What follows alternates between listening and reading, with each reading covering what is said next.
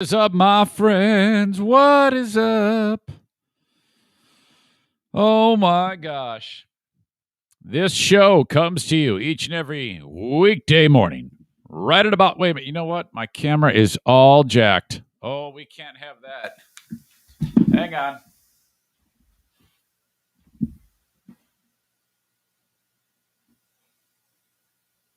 Much better.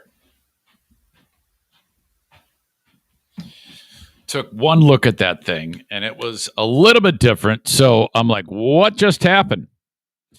This show comes to you each and every weekday morning right here in the Baldwin Ace Hardware Fear Bunker Studio. It is the 27th of May. My gosh, 2021, the Eric Zane Show podcast. Where's Blue State Rob? Begins now. Hey. Blue State Rob.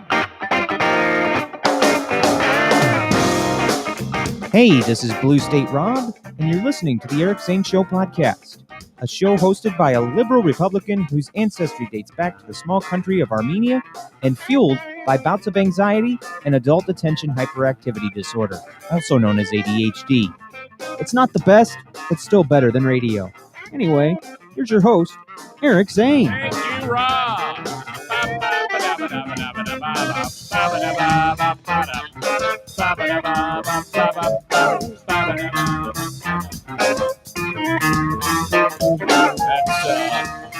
The pride of Portland, Maine, the one and only Jimmy, bringing us the music, and Rob, of course, in New Jersey. Thank you so much. I appreciate that. This is a daily show where I discuss news, nonsense, and my personal adventures, Monday through Friday, right here. You can watch it live on Facebook as it happens. Facebook.com/Eric Zane fan page. Please share it. Please like it. Thank you so much. It's brought to you by Irvine's Auto Repair, Grand Rapids Hybrid, Periscope Video. On Twitter, brought to you by Blue Frost IT. Blue Frost IT. Please retweet it with a snarky comment. Some good snarky comments the other day. Seem to be only two of you that do that. Bleeding Heart Brian and Sarah Rook Rock Roch are the only ones that say smart-ass comments. Keep it up. I deserve it. And then on YouTube, Eric Zane Show on YouTube, if you could. Subscribe to the channel, hit the bell notification, like button, off you go. I'm on Instagram, Eric Zane Show on Instagram, brought to you by the Mario Flores Lakeshore team of Van Dyke Mortgage. Always available via email, eric@ericzaneshow.com, on the Shoreliner striping inbox. Stripe the parking lot, make it look nice, sweep it out nicely. If you need more information about this, shorelinerstriping.com. That's where you find out everything you need to know about them. Okay. And, of course, wherever you download podcasts, Apple Podcasts, Stitcher, CastBox, Spotify, whatever it is, I'm there. Thank you so much. Subscribe to the audio podcast. You can have it there waiting for you as it arrives. Some of you listen as it happens live. Some wait till later on. Some of you are catching up. You're like way behind. I don't think this is a binge-worthy show because it's not like episodic. You don't have to listen to one Eric Zane Show podcast to know what happens in the next one. I mean, seriously, it's not like I write this thing. You ever like stumble upon a podcast that has like a really, really high production value? Like they're doing a lot of things to make it all come together. It's like professional. Who knew that podcasts would actually get to a point where they're professionally made? You know, like the one with Barack Obama and Bruce Springsteen, which is shit, okay? It's not like anything interesting happens on that podcast. But, the amount of production, there's whole staffs of people that put these things together. Same thing with radio shows. Whenever you hear about a radio show where they say, yeah, hey, he's a writer for the Howard Stern show. I'm like, what are you writing? Radio doesn't need writers. Unless this is a scripted show, okay? What's the one show I watch? Or not watch, listen to. The guy, Hank Azaria, he does, what is the name of the show? He does a character. Brockmire.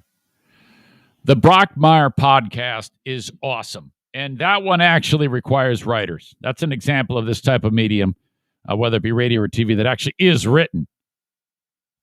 Brockmire is the washed-up sports announcer, baseball announcer, who's trying to work his way back to the bigs. And so in the podcast, he interviews people, and there's a high degree of scripting that goes into his questions. He's got his character, Jim Brockmire, and his producer that's with him. I don't know her name. And so he interviews famous people and real famous people. A little between two ferns going on, and then their answers are honest. Some play along better than others, but God, do I love this podcast. The first one came out April 7th, is Charles Barkley. Now, I love Sir Charles. And Sir Charles on his own is funny. Hang on. Sir Charles on his own is very, very funny. Brockmire's great. And I highly recommend this. Through gritted teeth, normally, do I ever listen to podcasts or even recommend them. They're very, very rarely will I say, you got to listen to this show, because most of them I just cannot handle it. I just don't like much. I'm very, very finicky. But the Jim Brockmire podcast, I was turned on to it by Stu McAllister. And it's really interesting and funny. I love it. I don't normally like to go, hey, yeah, go ahead and listen to this other podcast. Don't listen to mine. But, okay, when you get done listening to mine, listen to Brockmire. He then interviews Rich Eisen, also very, very funny. And I have to get caught up because the next one is Jamel Hill and then Dan Patrick. I'm anxious to see what he does with Jamel Hill because I might learn a lot more about her. Because she's super woke, so I'm interested in seeing how he handles this. Because the character is not woke, so I want to see how she rolls with it.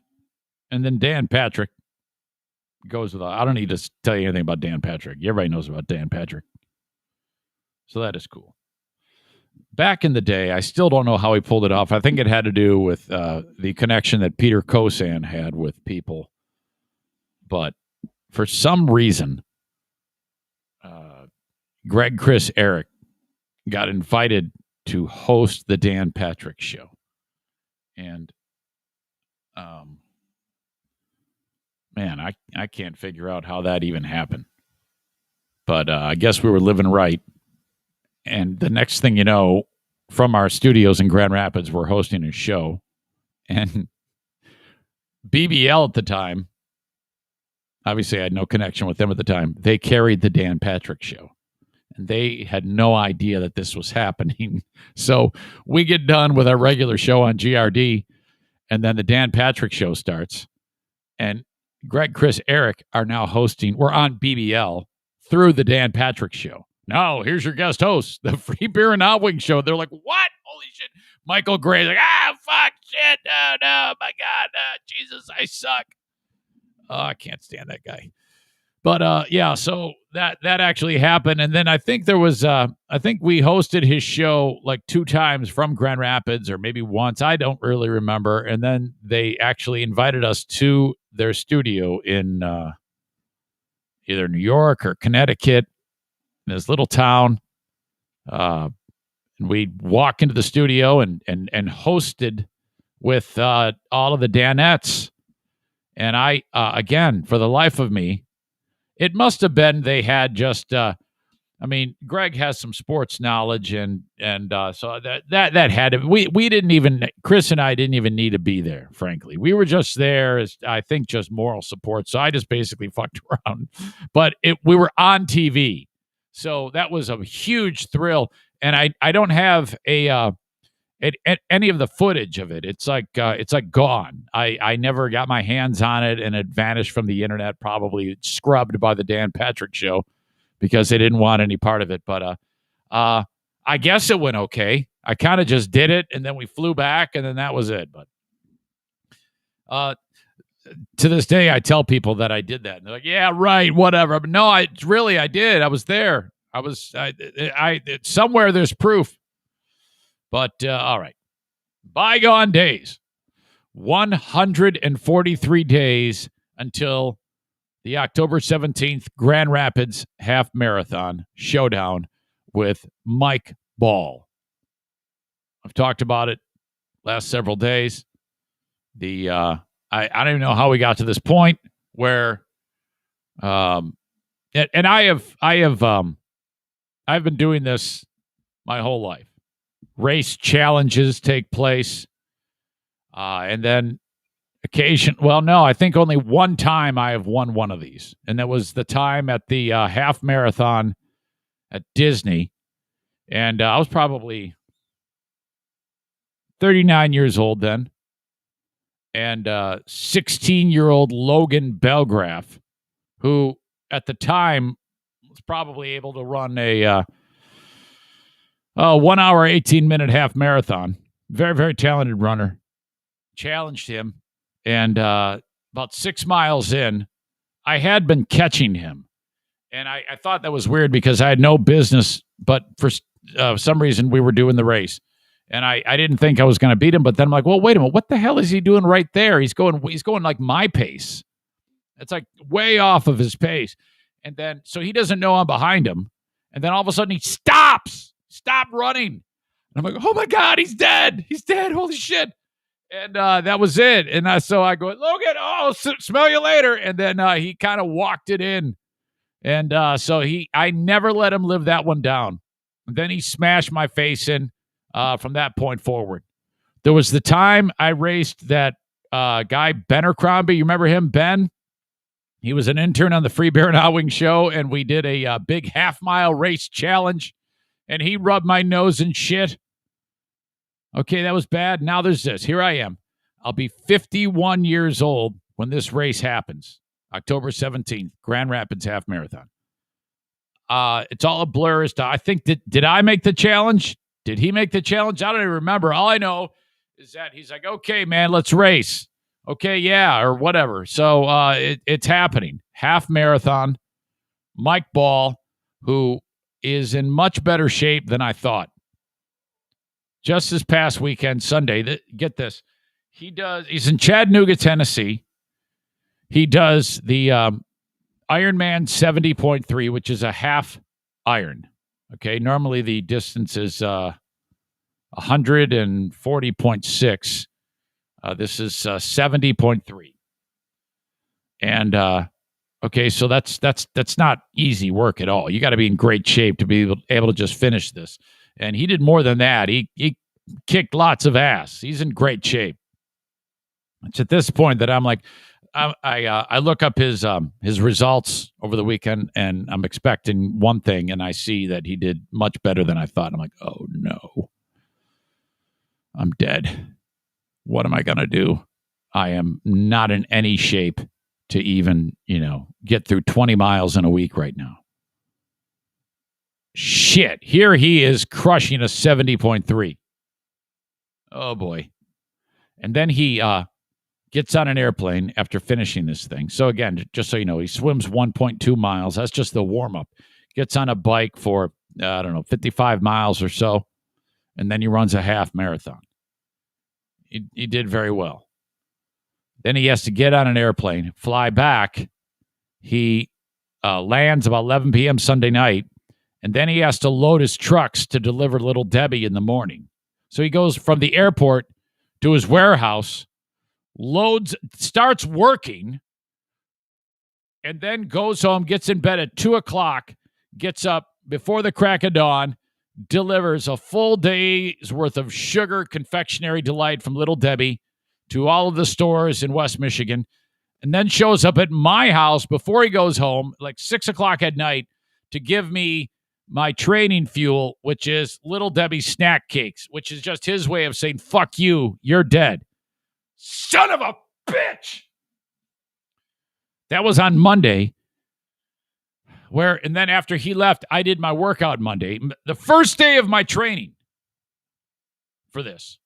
Again, I'm fatter than I've ever been. I'm terribly out of shape. Completely let myself go. And here I am challenging a guy who's in tip-top shape to a half marathon.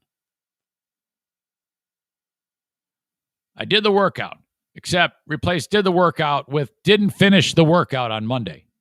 It wasn't a big deal. You warm up for a mile. You do a mile repeat at threshold, okay, which is a little bit faster than half marathon. No, it's about 10K pace, okay, 10K pace. And for me, it's not fast. Lucky to hit 8 minutes on a mile. Then you stand there for 2 minutes and do number 2. I did the first lap of mile number 2, stopped, went home, exhausted, ruined. I said, well, Rome wasn't built in a day. I don't have to really start training until June 28th. That's 16 weeks out from this half marathon.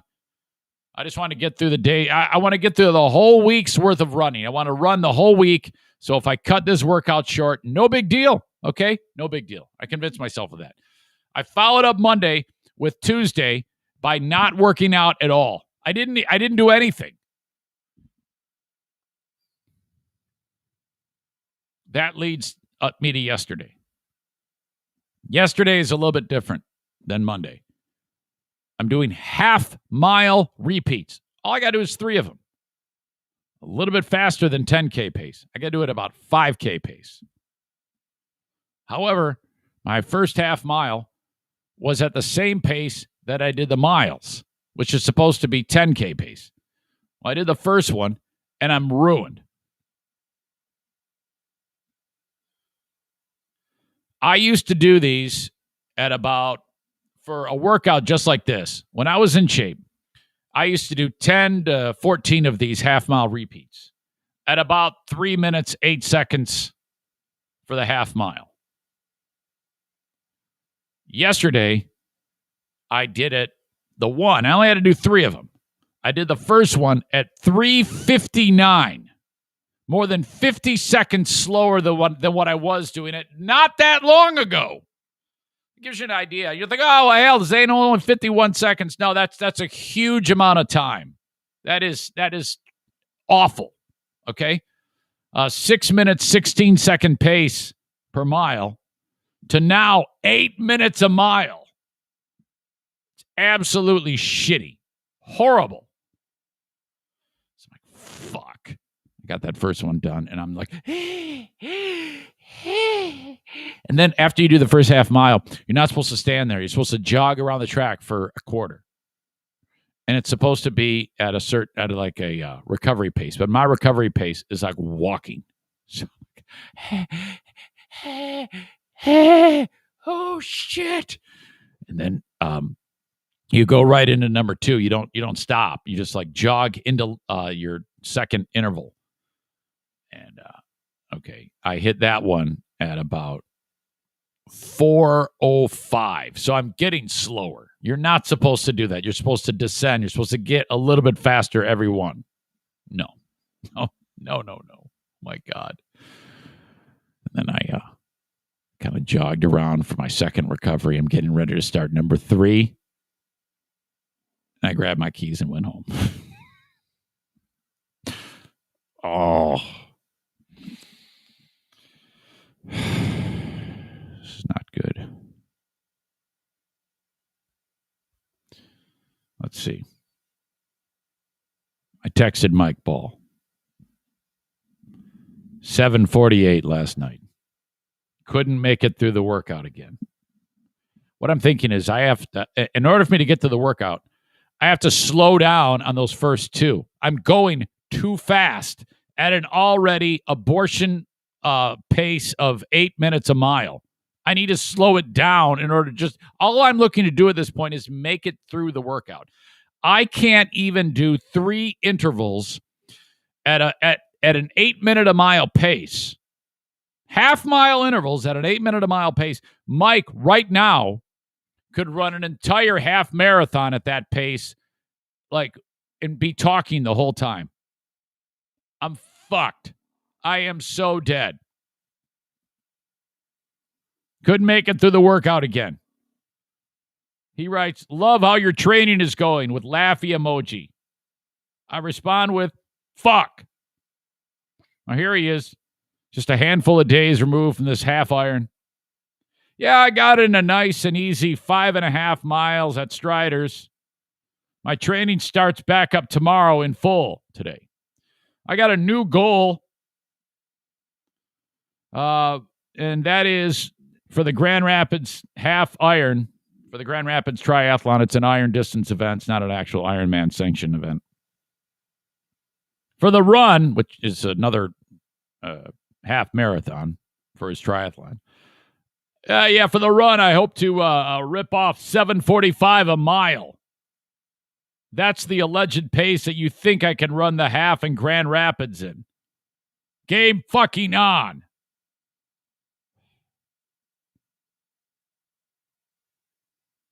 I wrote, I'm dead. He wrote, don't quit. This is going to be amazing. And I wrote, I'm not going to quit, you asshole. And he says, nope, I'm getting a hold of Don and Larry Crabb. Don's a guy who owns the Grand Rapids Marathon.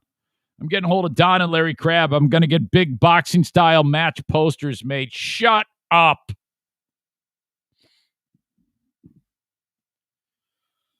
All right, back to the drawing board. This is going to be rough. Oh, boy. I will say this. I did not eat like an asshole. I haven't at all this week, actually. This week, I have not eaten. Do you remember my dad, when he had advice for Derek yesterday on, on Dear Meathead, he said, Derek, you are disgusting. He didn't know he was talking to me. So, I don't know. Silver lining. I'm trying to find something positive out of all of this. Nobody is going to give me a chance, and I don't blame you.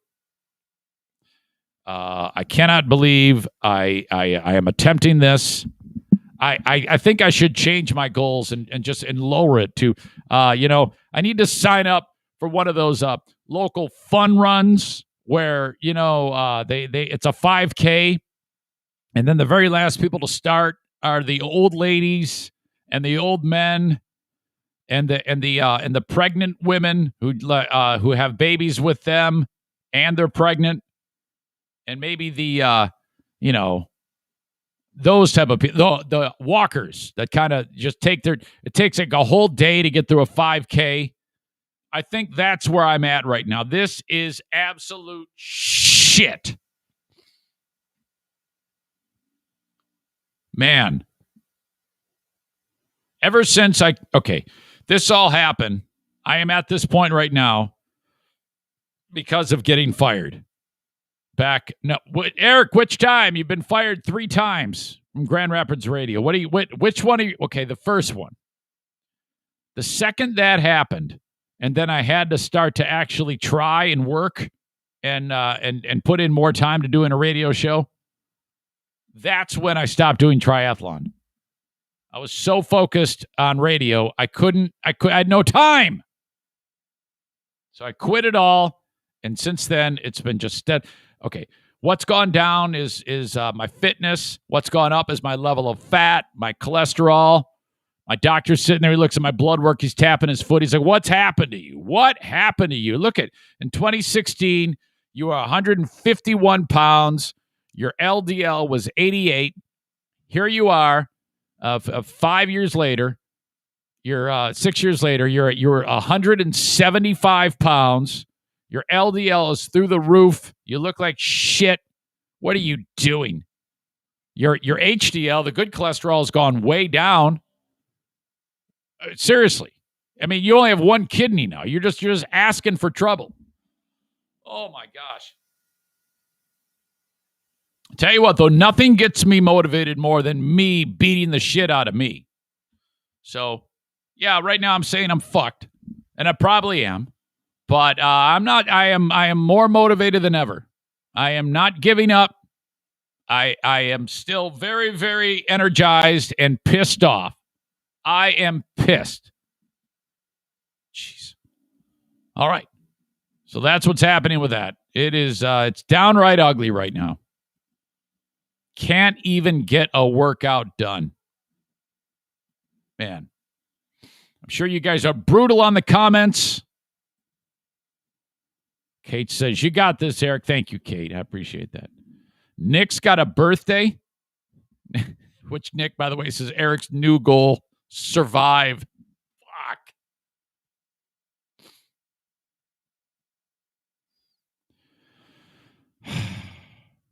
Nathan Ruda Rudda says, you got this. I'm putting money on it. You are? Come on. All right.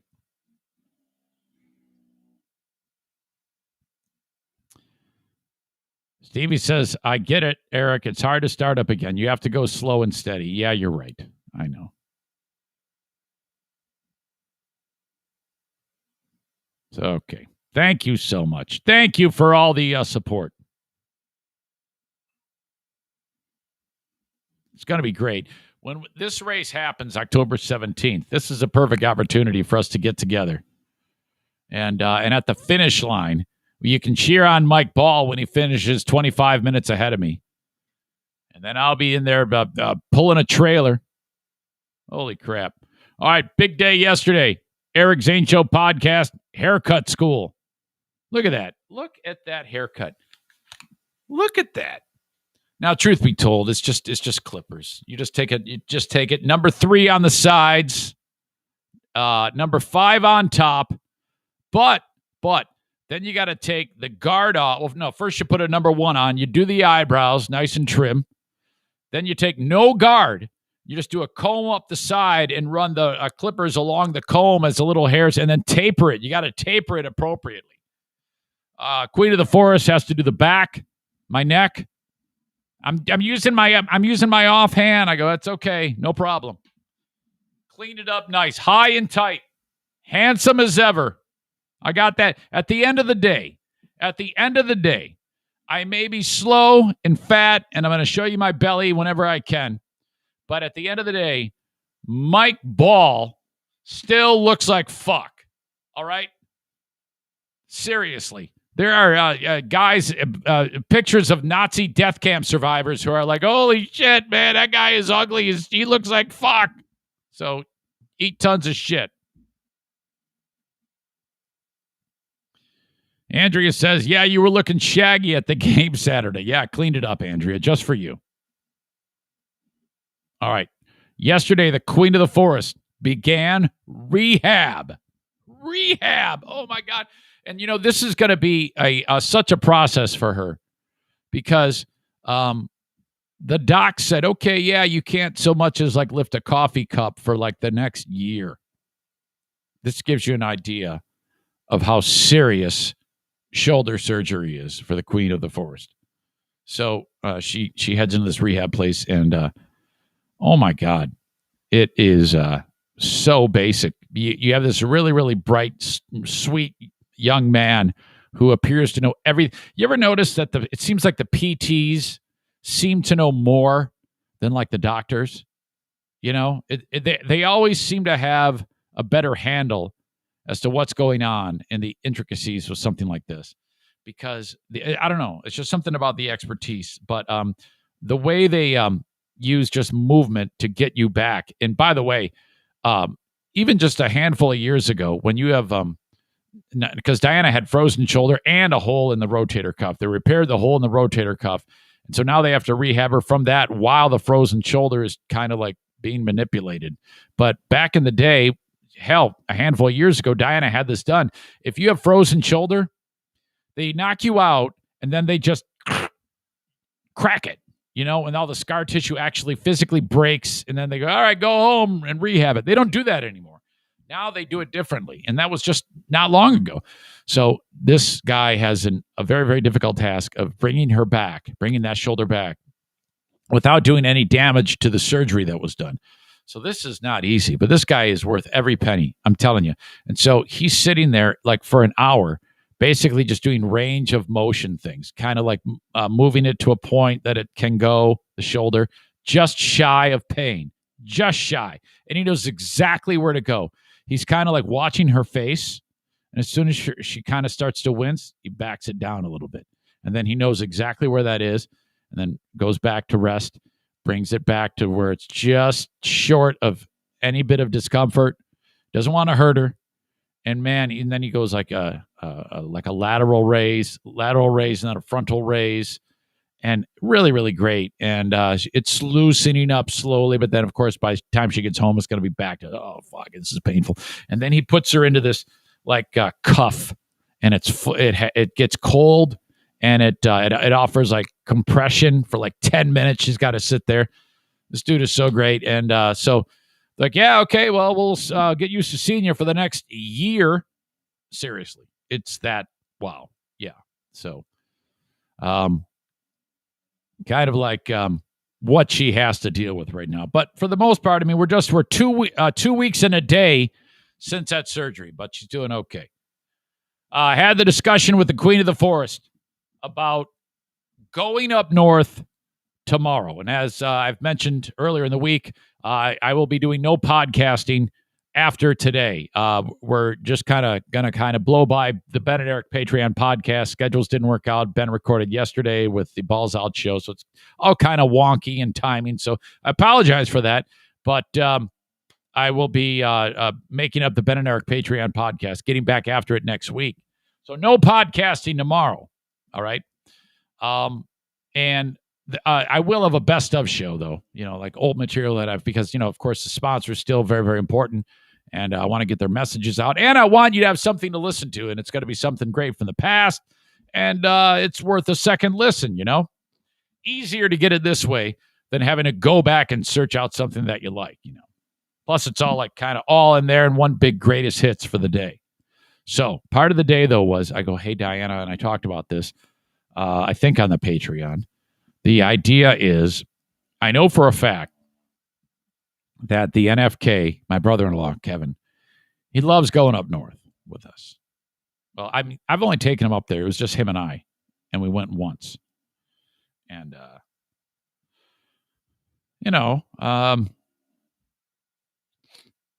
so knowing that he would enjoy that, I wouldn't feel good if we just like took off and left him here.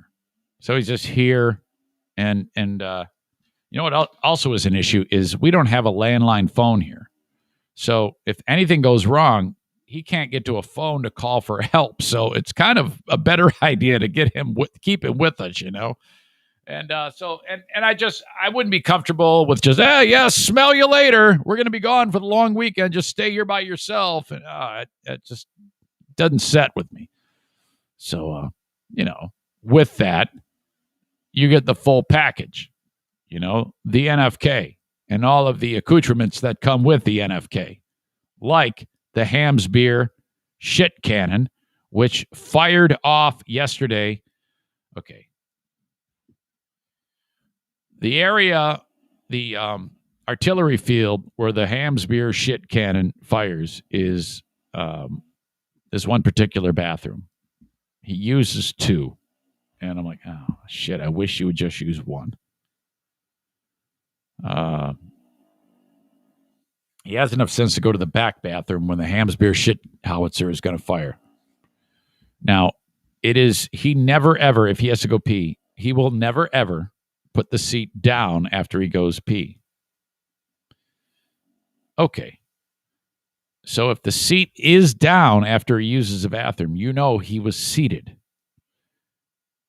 taking a dump. And I've said to him, I go, when I got sick and tired of having to use a putty knife to clean up after him, seriously, after the Hams beer shit cannon leaves the shit freckles on the underside of the seat and the rim of the toilet,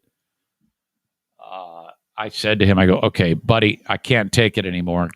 I go, look, when you get done going number 2, I need you to lift up the seat to look to see if there's a mess. And if there is, you're going to have an easier time cleaning it because your feces is going to be in liquid form still. Please clean up after yourself. Oh, okay, man. Sure. Yeah, shit, fuck. Yeah, I will. Sorry. Yeah, okay. But him remembering things, it's just sometimes it happens. Most times it doesn't. I walked by there yesterday and the seat is down. If the seat is down, that means he hasn't looked, which means if there was a problem, it's going to be there. And it's like a little jack-in-the-box of shit because you lift the fucking seat up and there it is, the freckles. And I'm like, fuck. And it's just a horrible, horrible thing to be exposed to. I don't wish it on anybody. It's just awful. And I'll give him credit when I bring it up. He doesn't give me any shit about it. He's already given me the shit. It's on the underside of the toilet seat. So I go, hey, Kevy, there's a surprise for you in the bathroom. Can you clean it? Oh, yeah. Shit, fuck. Yeah. Okay. Yeah. All right. So I'm like, okay, this is going to be rough. So I say to him, I go, hey, your sister and I are going up north, and you're more than welcome to come. Now, the idea, Diana says to me, I go, I want to offer it. I have to offer it. I wouldn't feel right if we didn't offer. But I want to give him full disclosure as to what's going on. And in the event that when I tell him what is on the agenda, it may not sound good to him. And he might say, no, I'd rather just stay here. Now, if he agrees to stay here, bullet dodge. Then I don't have to worry about smelling shit inside of the camper. I don't have to worry about the Hamsburger shit cannon. I honestly don't mind his company. I enjoy his company, provided I don't get him enraged, which happens quite a bit. You have to be very, very careful about what you talk about. But for the most part, I don't mind the company. And frankly, I'm kind of just along for the ride because, Diana and her brother, they're the only two surviving members of that family. Everybody else has passed on. And, whatever. And it brings nuance. It brings spontaneity. It's the spice of life, all that shit. I'm all about it. And this is simply the Lexapro talking. If I was not medicated right now, I'd be enraged and just, fuck this, fuck that. I'd be terrible. But this medicine is absolutely so wonderful. It has saved my life. I mean, seriously, I wouldn't even be married right now if I wasn't taking the medicine. But anyway, so nothing really bothers me that much anymore. Even the Ham's beer shit cannon. Okay, so full disclosure, I go, hey, we're going up north. You're more than welcome to come. Just so you know, my dad, my stepmom, charity scam Mike, my stepsister Elizabeth, their kids are going to be there.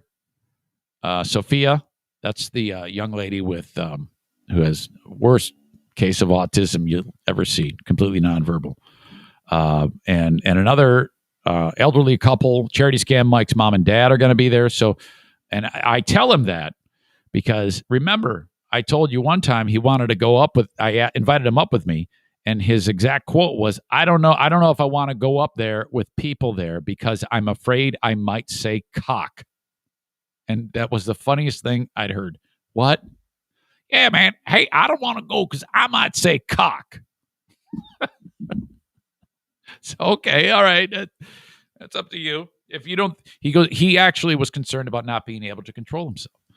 Well, yeah, you can absolutely control yourself. Whenever we have visitors coming over our house, they have no idea that you like to say the word cock because you're under control. The only thing that makes them think that you're a little bit cuckoo is that you don't understand social space, and he gets way too close to you. He's like this far away from you, where you're, hey, nice to meet you, and he's like this far, hey. So you can absolutely control yourself. Just, I've seen it, but he's not convinced. So I tell him that we will be with mixed company. Now, they're not actually staying, and I said to him, they're not actually staying at our place. They have a place nearby, but we will be going over there, having dinner. They'll be coming over here. We'll have a campfire, eat some s'mores, whatever. So it could be win-win, where at the same time, as much as I don't mind the company, if it's just Diana and I together, it's just easier, So it's not that I don't want him. I don't not want him to go. It's just easier that way. But if he decides to go, I'm fine with it. So I figure, okay, I'll invite him. And then with all the people that are coming, he's probably going to be worried he's going to say cock. And he's going to say, I'm not, but that's not at all what he did. He goes, I tell him, he goes, oh, okay. And I go, think about it. I'll get back with you about half an hour later. Because everything's got to be like slow and deliberate. He can't just tell me right then. He's got to think about it. So I come back. I go, hey, buddy, so what do you think? He goes, yeah, man, I think I want to go. Yeah, that sounds like fun, man. Shit, fuck, cock. I'm like, oh, okay, yes. So, okay, we've got an adventure. Now, here's the thing. The NFK can't handle taking a shit in the house. I have to go over the ground rules with him about taking a dump in the trailer. Not the trailer, in the camper. So now there is an outhouse on the property, but now I want to put him in there, but when he goes poo, not to sleep. Well, no, it would be great if he slept in there. He'd probably be happy, but I'm afraid he might actually fall into it. So that can't happen. So then there's the whole thing about when you go into the camper and you have to take a dump, there's some very, very important things that must happen. You must open up that thingy above you that opens up, to the outside, and you must turn that fan on. If you don't, it's going to destroy everything because you're going to shit and it's going to just go through the camper and everything's going to be terrible and the dogs are going to die. We're all going to die. It's going to be terrible. So there's that. And then you must, before you fire the Hamm's beer shit cannon, fill up the bowl with water. So you push the thingy on the floor just like a little bit, and then it fills up with water, and then you go. Will he remember that? Of course not. Will I return later on and find no fan on and an actual beached turd in the frickin' thing because there was no water in it? Absolutely. This is probably all going to be a thing. He will be with us. I'm sure there will be something ridiculous. I'm completely trying to warn you ahead of time. There might be an unbelievable moment on the Monday or Tuesday Eric Zane Show podcast.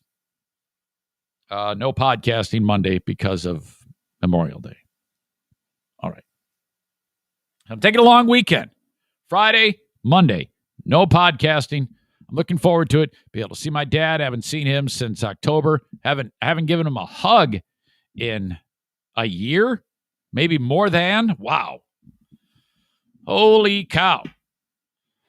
So there you go. I am excited about that. I'm excited also about you getting an Eric Zane Show podcast t-shirt. Go to ericzaneshow.com. Click on merch. Please do it. And shop. Take a look at what we have. We have coffee mugs, Dear Meathead coffee mugs, Dear Meathead t-shirts, Eric Zane Show podcast coffee mugs, t-shirts, everything. All there. Phone cases. Just about anything you could want merch-wise is all at ericzaneshow.com. Click on merch. And the live stream and open of the Eric Zane Show podcast, brought to you this time around by A&E Heating and Cooling. My goodness. The warm months are here in West Michigan. If you have any issues at all, you need to call Joe Martinez at A&E Heating and Cooling. And if it's, hey, man, I need a new air conditioner, please drop Joe's name. If you have a friend or a family member that's looking at this, just say, all right, yeah, fine. I know you don't know this guy, but Zane talks about him. Go ahead and get a estimate from whomever. Get one from Joe, though, too, and he's going to beat them. A&E Heating and Cooling online at aeheatingcooling.net. Also, if you've used Joe before, don't forget to hire him for an AC tune-up. $79, 616-516-8579 for A&E Heating and Cooling. Okay? Thank you so much to Joe. And if you get a air conditioner installed, he's going to install the best in the business, the Comfort Maker brand of air conditioner. And he will install the Remy Halo. Remember the Remy Halo? It's going to clean the air in your home for free. That thing is awesome.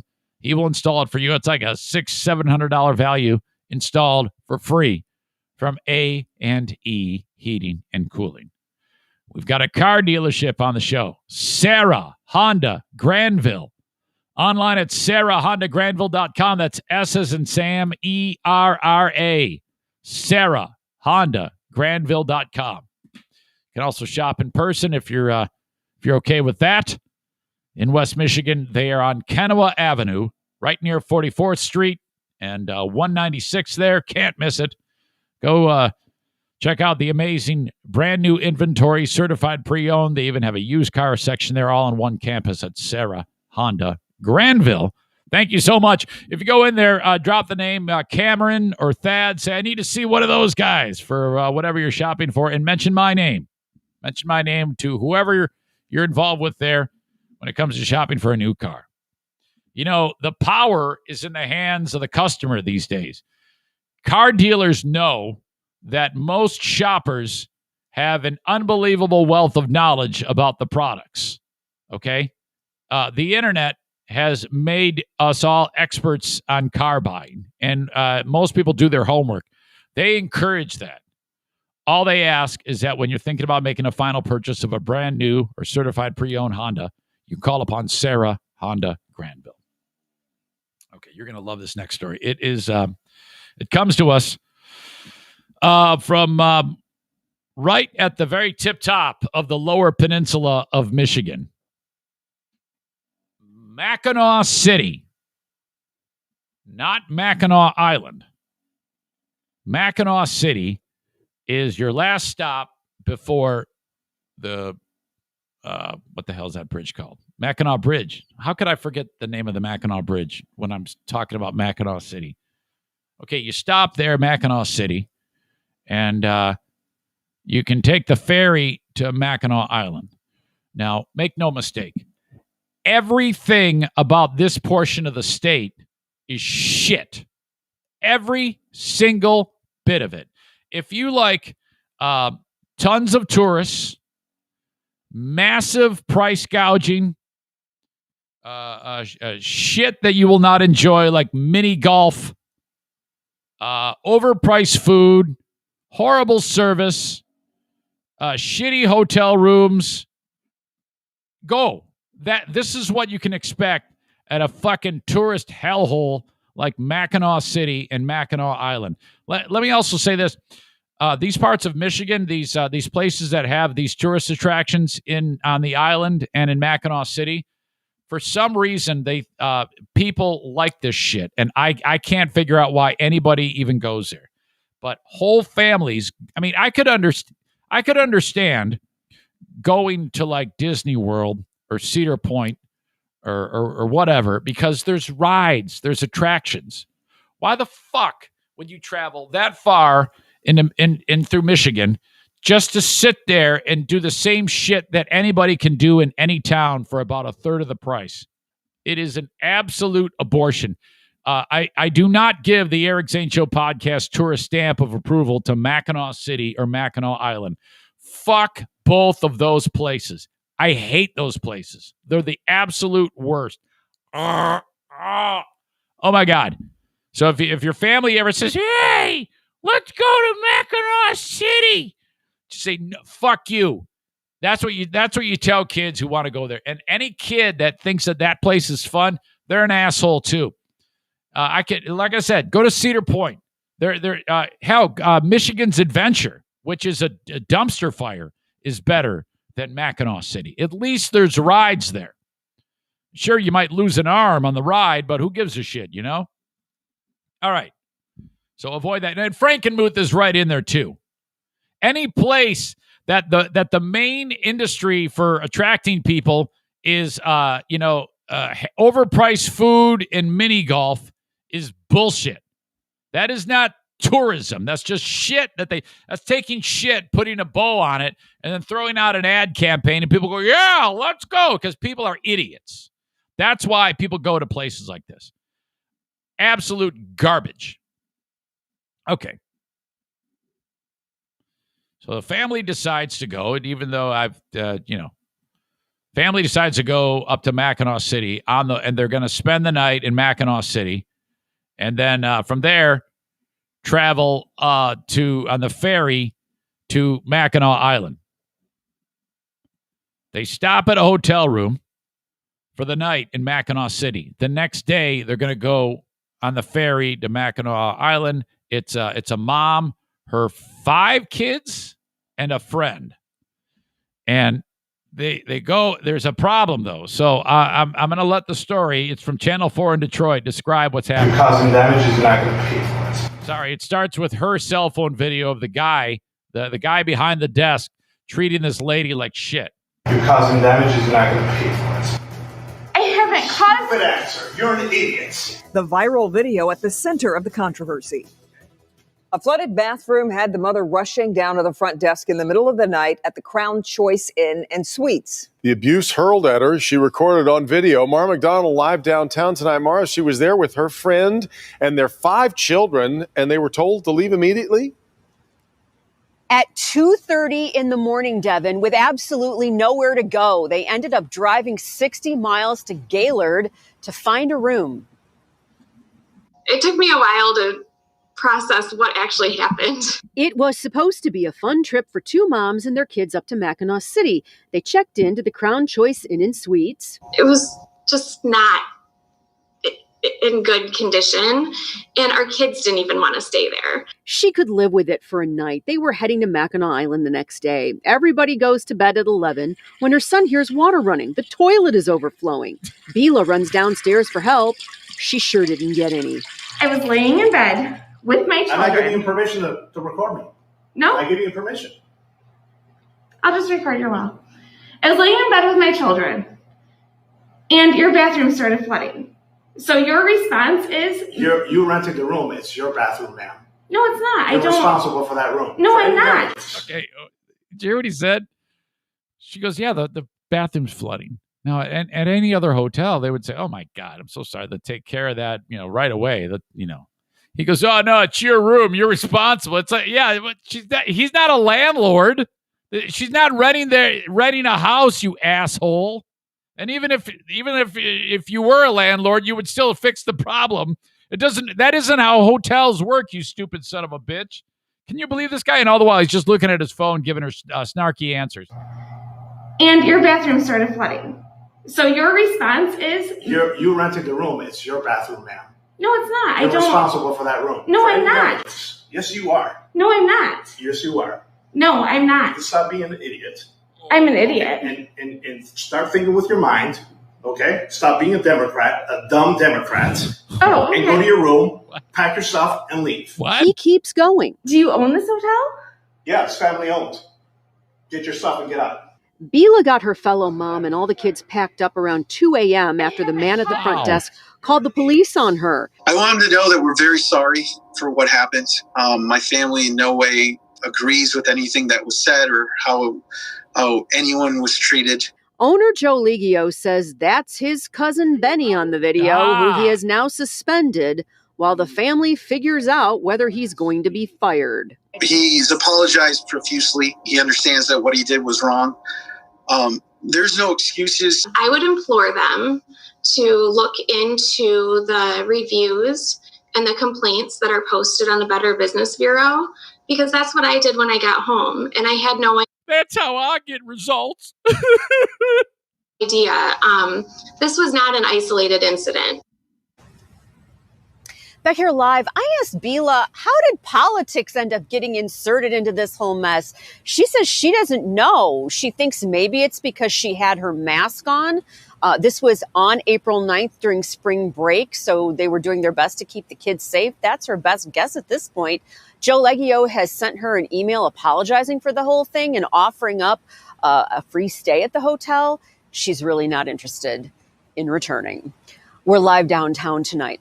I'm Mara McDonald, Local 4. Wow. All right, Mara. She's my spirit animal. Let's call the hotel.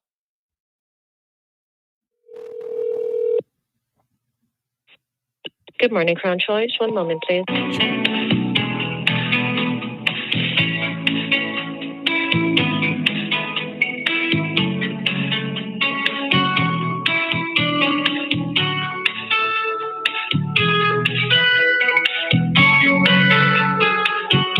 Come on.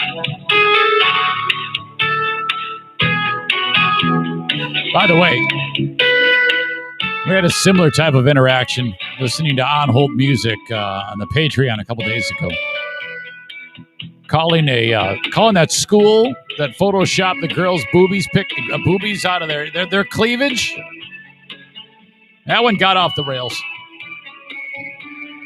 What is going on?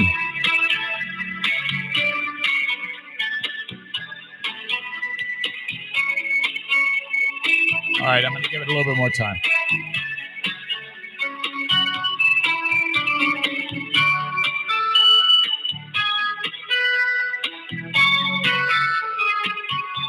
Come on.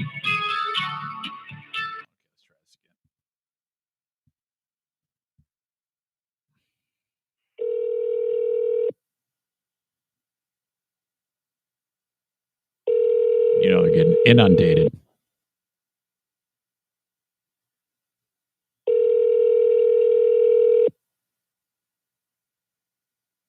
I cannot believe that guy, though. Go fix your own room, he says.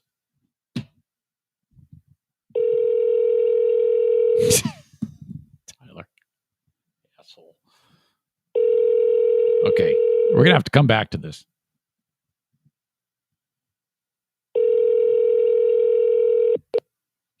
One more try. Hold on. I thought somebody might have picked it up right there. Jason says they're busy giving cousin Benny his write-up. What happened to Benny? He's Benny the Wonder Dog. Benny the Wonder Dog. Benny the One-Eyed Wonder Dog. Yeah! He's Benny the Wonder Dog. Benny the Wonder Dog. Benny the One-Eyed Wonder Dog. Put me on hold again. Benny the One-Eyed Dog. Benny the One-Eyed Wonder Dog.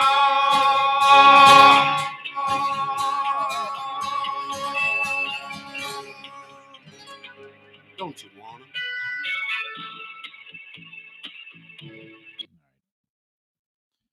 I can only imagine what is going on there. We will try that again a little later on. Got plenty of time to try to get a hold of the whatever Crown Choice Inn and Suite. Boy, he was such a dick. Benny needs his ass kicked. You can't treat people like that. You're an idiot. You must be a Democrat. And they're like, I don't even know why the hell he said that. It might have been because I was wearing a mask, they said. But I don't know. My God. So stupid. All right. Well, the good news is they're still going to get to go to Mackinac Island for fudge, horse shit, overpriced food, and walking, and maybe some bike riding. All right. Another story out of the great state of Michigan is yet another story of someone unlawfully imprisoned for life is now freed. Gilbert Lee Poole. He was 22 years old about when he was accused of murder. Okay? And he left prison yesterday. Here he is, an image of him leaving the correctional facility in Jackson, Michigan, with his attorney. This is another one of these that gets in the hands of like one of these, what are they called? Like the law firm exists to just kind of like one of these innocence projects. And I think that's actually what it's called, the Western Michigan University Cooley Law School Innocence Project. A lot of these law schools, they take these cases like this, and then they kind of get a fresh set of eyes on them. But this one, I'm just amazed that it took this long, because it was DNA evidence that showed that he had nothing to do with this. And there used to be a type of evidence gathering from a dental bite marks, and they it's been proven to be completely ineffective. But back then in 1980, whatever, it was like, oh yeah, this is solid as a rock case because we got the bite marks. We know it's him. But this guy had nothing to do with it. And he's been in prison for 32 years, just sitting there staring at walls.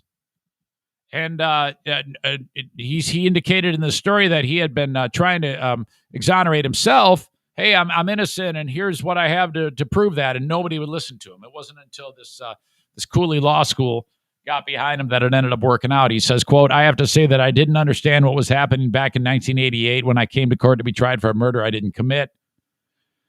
At 22 years old, I'm 1,000 miles away from anyone. I know I stomped my feet and kicked and screamed and said, this is not right. Authorities said he was exonerated by the DNA evidence and discredited bite mark comparisons. The conviction was vacated after work by his attorney with the Innocence Project. A person named Robert Meha, his body was found June 7th, 1988. Near a running path in Pontiac, Michigan. He was stabbed to death. He was last seen leaving a Pontiac bar with another man. Months later, Poole's then girlfriend said he did it. An expert, and I don't know what his connection to the guy was. I don't know if they just said, yeah, hey, guess what? I think this guy did it. Was it like that? I don't know. They compared the bite marks, and they said, oh, yeah, these are his teeth. This is him, man. He's like, the fuck they are. They're not my teeth. My teeth did not make those marks. He was convicted in a jury trial of felony murder and given a mandatory sentence of life in prison without parole. I cannot imagine if you are 22 years old and they say, okay, here you go. This is what you've got. You're guilty, and you didn't actually do it. You had nothing to do with it. I mean, it's just insane to think about what would be going through a person's mind. Poole indicated, I spent decades learning, reading, studying law, but none of that was working. I was still here. It wasn't until I surrendered to a higher power and God stepped in and sent me a band of angels, the law school, to look past the rules and regulations and look to see who was standing here in the furnace. I was standing here in the furnace. I didn't belong here. I got to thank each and every one of you. Without you, this wasn't possible, he said, outside of the prison. Advancements in DNA testing, experts decades later were able to determine that crime scene evidence, including blood stains on and around the victim, were not his. It did not match a DNA or the victim. It belonged to an unknown person. Meanwhile, bite mark analysis, once considered ironclad evidence, has since been discredited and is considered unreliable by scientific and legal communities. What I want to know is, how long has it been since that's been discredited? How long has it been since you've had the DNA analysis? The proof, okay, what was exonerated him. So, because in my opinion, when that is... Because oftentimes you hear about this information gets put forth, and then, oh, boy, the door is going to open. Then 3 years later, so-and-so gets out of prison. I've always been like, well, how can that be? You would think they'd be like, get him out of there immediately. Get him out of there, put a tether on him, and then we'll sort the rest out later, And it doesn't really say how much time has passed since the so-called evidence was determined to be to exonerate him, because if it's me, it's like, fuck, get him out of there, get him to his home, get him to his family. The thing about this guy, though, is he doesn't have any family. Everybody left him. It's terrible. It's really, really sad. The findings by the WMU Cooley Law School Innocence Project led the Attorney General's Conviction Integrity Unit to conduct an extensive review. Investigators determined he had nothing to do with it. Mr. Poole's conviction was based on unreliable evidence, including the bite mark comparison, which was not based on science, said his attorney, Marla Mitchell Seshan. Began a life sentence being served June of 1989. Has been released in court. Is the Assistant Attorney General, Director of the Conviction Integrity Unit, said she was struck by Poole's grace and humbleness. She said she was embarrassed that Poole felt grateful to those who helped free him. Yeah, can you imagine being the AG? You're like, oh, my God. His entire life has been in prison. His adult life has been in prison. My gosh. Oh, that freaks me out. On behalf of the state of Michigan, we are deeply sorry for your pain and for the years of your life that have been taken away from you. We can't ever get it back. She said that the years spent in prison were something that should never have been taken. She said that Poole told the judge at sentencing that he wasn't guilty and that he hadn't killed anyone and never would, and quote, so help me God, for the rest of my life, I'm going to turn this thing around, and it's not going to stand at this. And he was right.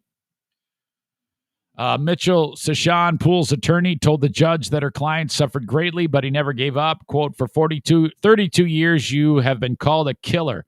Friends and family have all moved on, she said. His parents died while he was in prison. My gosh. Essentially, Your Honor, he has lost everything. We are his family. We are proud to stand in that role today, she said. She has worked with him for many years. She has learned that he's, quote, he's intelligent, he's thoughtful, he's kind, he's an accomplished artist, and mostly important, he has a great sense of humor. Well, you're going to need a good sense of humor 32 years behind bars. Hold on a second. Daisy, you're snoring way too much. Let's hold on a second. I got to come back with it. This dog's driving me crazy. Enjoy this. Stupid fucking hippie. Take a shower, hippie. Smelly shit, hippie. Dirty fucking hippie.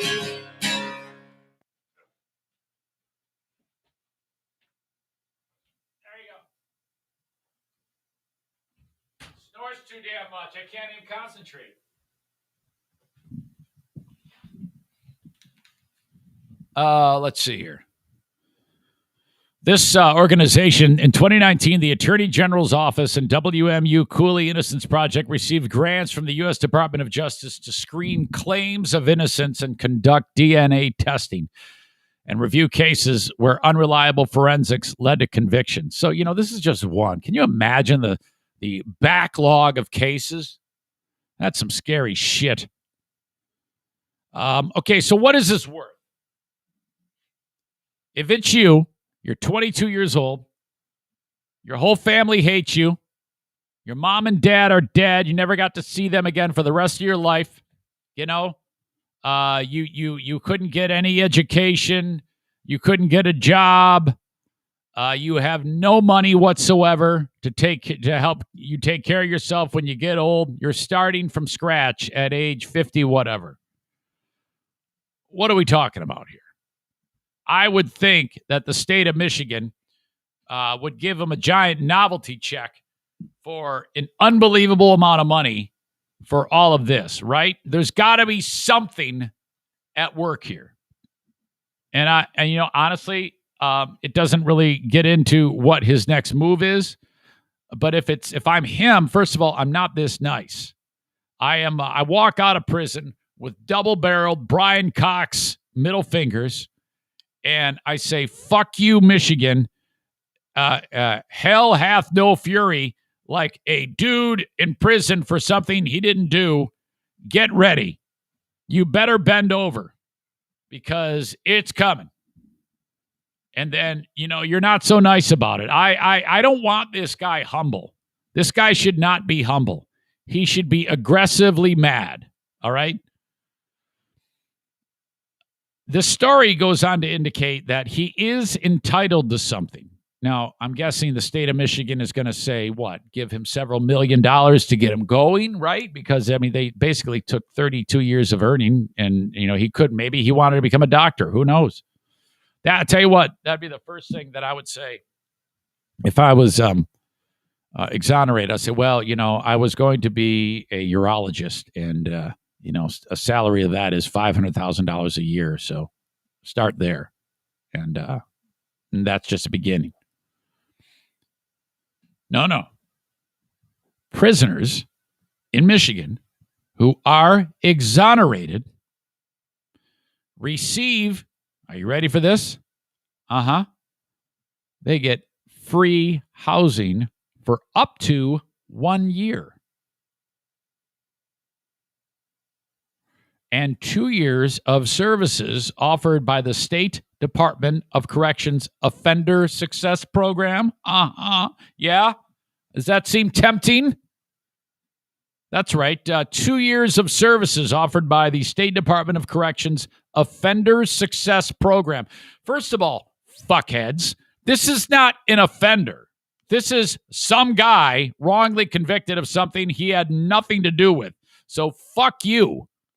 And stick your fucking free housing up your ass, too. The Department of Corrections Offender Success Program includes help for job placement, job training, transportation, work clothes, and tools and vital documents. Yeah, no, we're not working. There's no work involved here. The guy who's kept in prison for something he is never going to work a day in his life. He better not. If anybody deserves to not work, it's the guy who's been fucking on the chain gang, working, in prison, making license plates or fucking doing laundry for other criminals and fearing for his life, wondering if he's going to get shanked or raped in the shower. Eat shit. Eat tons of shit. Oh my gosh. Wow. The nerve to even throw that out there. Yeah, we've got some work placement for you. Lifetime supply of hams and Hot Pockets.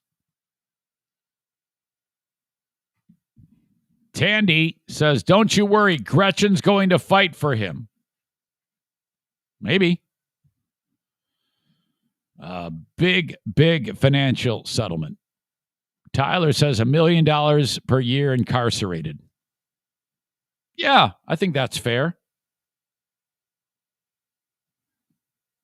Al says $100,000 a year, tax free for time served. Well, whatever. As long as it's so extravagant that he doesn't have to work ever. He's already is in retirement right now, so that he can put this behind him. Yeah, I want to follow this one to see exactly where this goes. Holy crap. All right. Let's try this hotel again.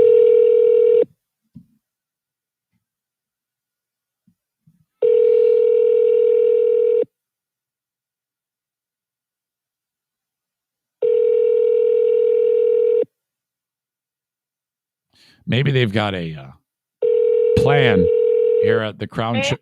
Hello, how are you? Oh. Hello. I think what's going on is they're being inundated with calls, and they just put them all. Hey, thanks for calling. Hold, and then they wait for you to hang up. I think that's what we're dealing with. Fortunately, we have nothing but time.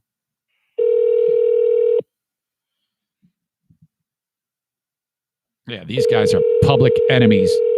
Public enemy number one.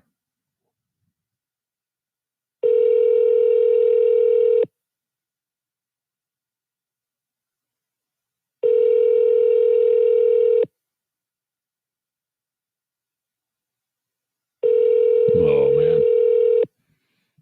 The beauty of this is we can wait like a week and still come back to it. And the story's just as fresh because... Crown Choice and Suites, good morning. May I help you? Hey there. Hi, how are you? Is this Mrs. Ligio? Pardon? Is this the owner? No, sir, I'm not the owner. Oh, I'm sorry. Sorry to bother you, ma'am. This is Eric Zane from the Eric Zane Show podcast. I was calling about Benny. What's his problem? Oh. Hold on.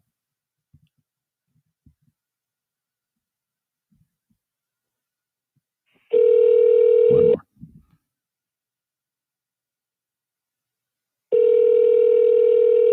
Okay, everybody needs a call. Crown Choice and Suites, good morning. May I help you? Hey, ma'am, sorry, we got cut off. This is Eric One again. moment, sir. Just a moment.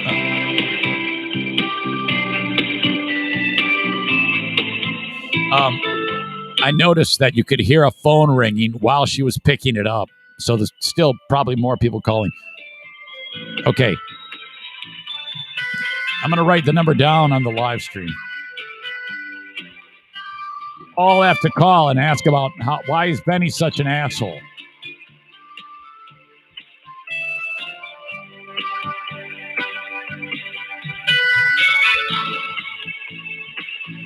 There you go. That's the number. 231-436-5829.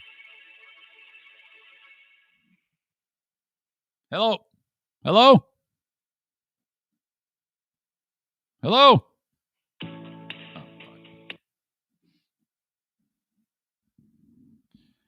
Aram is on. He says, hey, ask if you can make a reservation and then ask the questions like making small talk. That's not a bad idea. I'll try that again. I should have known that. Tormenting this woman doesn't help. Kate, quit. Just relax. I'm going somewhere with this. I'm not tormenting anybody. I didn't even say anything. Why you're putting the cart before the horse? Crown Choice, one moment, please. Dirk says, don't dox them because one employee was an asshole. Anybody can look it up, stupid.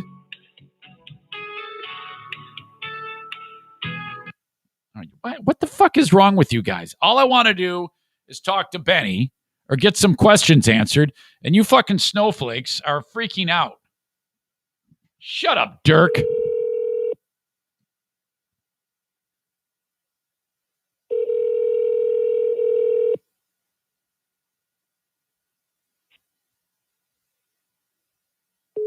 Oh! Now it's like, oh, God. Forget it. All right. I just want answers, guys. That's all. All right. Speaking of criminals, Throat/Dale, former criminal, has turned his life around with Superior. That's a great segue. Superior Cleaning and Power Washing. 231-740-4098. 231-740-4098. You need any type of power washing done, this is who you call. Throat/Dale. It will do you right, save you a lot of money. He's the best in the business, and it's Dale. We love Dale. So call upon him, 231-740-4098 in and around West Michigan. Cornhole America. Love them. Cornholeamerica.com. Sending brand new cornhole boards anywhere in the USA. Check them out on their website. These are custom-made professional cornhole boards. Yes, they are more expensive than any other types of cornhole boards that you will buy at the store. That's because they are not shitty. You will never have to buy another set of cornhole boards again. So get a set and enjoy your backyard, okay? Maybe you have a wedding coming up with a little outdoor setting. Order some cornhole boards. Your guests will love it. You know, not everybody wants to sit there and dance on the dance floor at the wedding.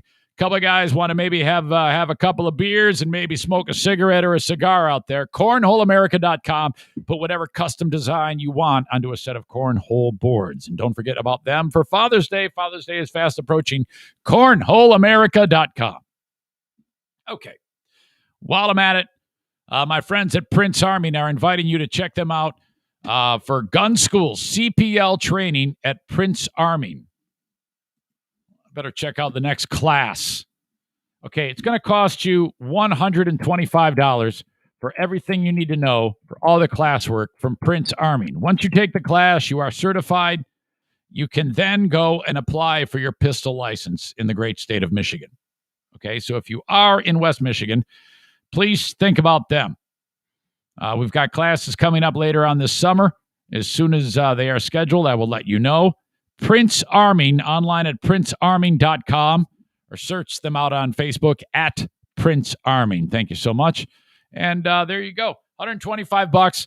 Again, when you go to the class, you don't need a pistol or anything, so don't go and buy your pistol and then take the class. Just take the class, and then, in fact, you can pick the brain of Steve Prince as to what could be a good pistol for you. And there's also range times. You can get your hands on a gun, see what works best for you. Thank you to my friends at Prince Army. Okay. Where are we? Or you could just move to Maine and carry freely, says Patriot Nick. Tio says, what was that number again? And it's posted in the comments. Patriot Nick says, it's public information, Dirk. It's a business. If they didn't want it out there, it wouldn't be out there. Yeah, what the fuck's going on with Dirk today? Jesus. In fact, I'm calling again.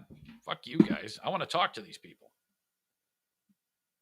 Yeah, man. Hey, it's not anybody's fault. Who gives a shit? This is the way it goes.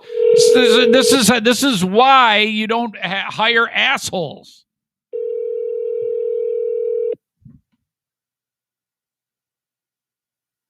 Morning, Crown Choice. One moment, please.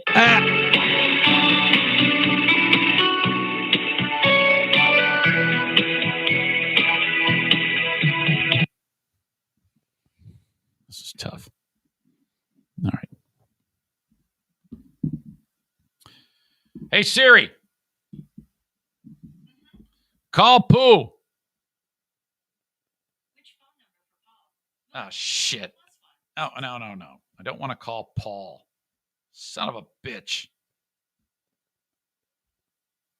Why does that always happen? Hello? Woo, you okay there? Yeah, I had a frog in my throat. Yeah. This is the nurse's station. How's everything going? I'm pretty good. I'm actually up and sitting downstairs in the recliner right now, drinking a cup of coffee. Okay. All right. Yeah. Good deal. So I'm doing pretty well. All right. I had to kick Daisy out snoring way too much. Oh, you had her in your room? Oh, in your room?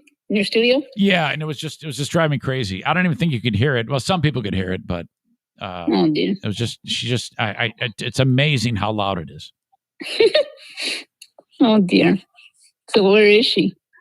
I think she hasn't come back. No, I think she's locked in the closet. Oh. So she's probably pissed off. Oh, dear. So are you on speakerphone? No. Okay. Can your brother hear us? Mm-hmm. Okay, turn the volume down. So it's real quiet. Yeah. Okay, it's way down. Yeah. Okay, we got to go over the ground rules with him about the toilet in the camper. Oh, yeah. I mean, there's a protocol in place that needs to happen. Because if he doesn't, he's going to destroy it, and we're all going to die. Yeah, right. We can't have that. Oh, Lord. And you haven't been up there with him. You know how uneven the ground is? Mm-hmm. I don't know if you'll be able to do it because of, you're kind of the walking wounded. But right. I got to go everywhere with it. I got to hold on to him. I'll get a stick, like what your dad has. A stick? Like a cane? Yeah. Well, he has a cane somewhere. He does. I don't know where it happened to it. I think I threw it away. Oh, my God. No, that was dumb. I didn't throw it away. I'm not sure where it is. Okay. It was in the garage. So Josh says he wants to know if you're staying in the old trailer. No, Josh, we're bringing the camper. So there's going to be 2 of them up there. So that's kind of that we can put them in there with the mice. That's what I was thinking actually. With the mice. That's what I was thinking actually. And that bed back there. No, because he gets up every 3 minutes to pee. Okay, and this right out the back door. No, we can't because he's going to fall out and then he's going to die. We cannot have that. All right. All right. So there you go. And it's hey, this graduation. There's no way this graduation tonight is going down.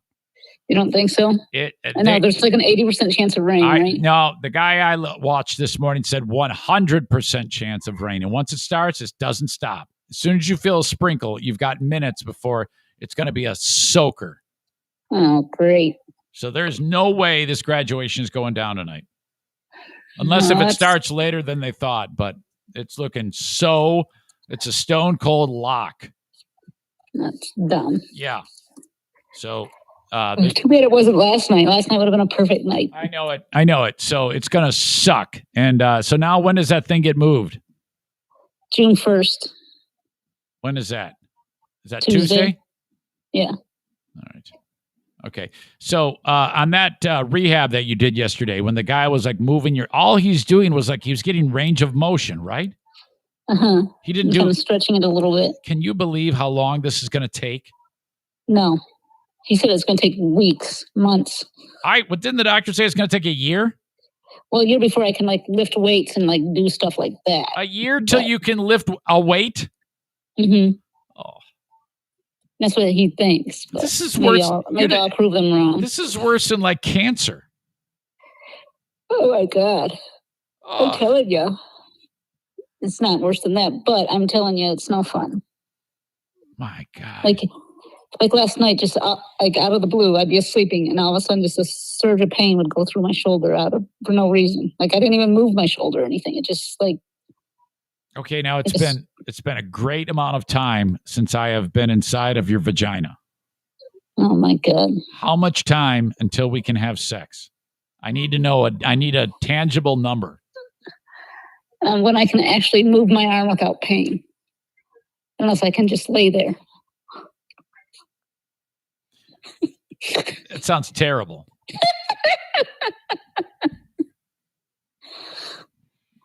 Lord.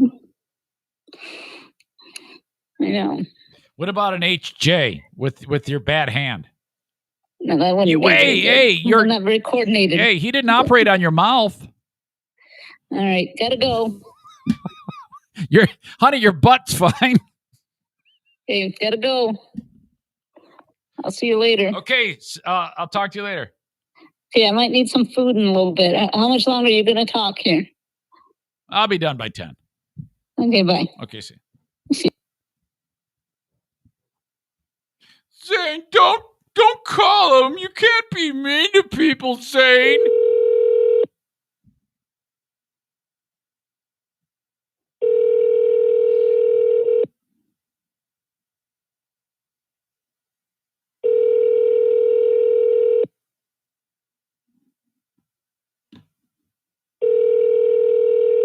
Oh my God, these people. Joyce, 1 moment. Shit. Yeah, they're not even giving you a chance to say anything. I actually like the technique. If you're getting inundated with the phone calls, I mean, that's a fair effort on their part. You know, that's gamesmanship. Lisa says, poor Queen of the Forest, she has to put up with this. Yeah, I know. It's part of it. Okay. Thank you to Dirk for sending this one along. When he's not yelling at me for making prank calls and doxing people, as he says, he's sending good stories. All right. This happened in Barcelona, Spain. Looks like to be some type of plaza where they have artwork. And what we have here is what looks to be a life-size paper mache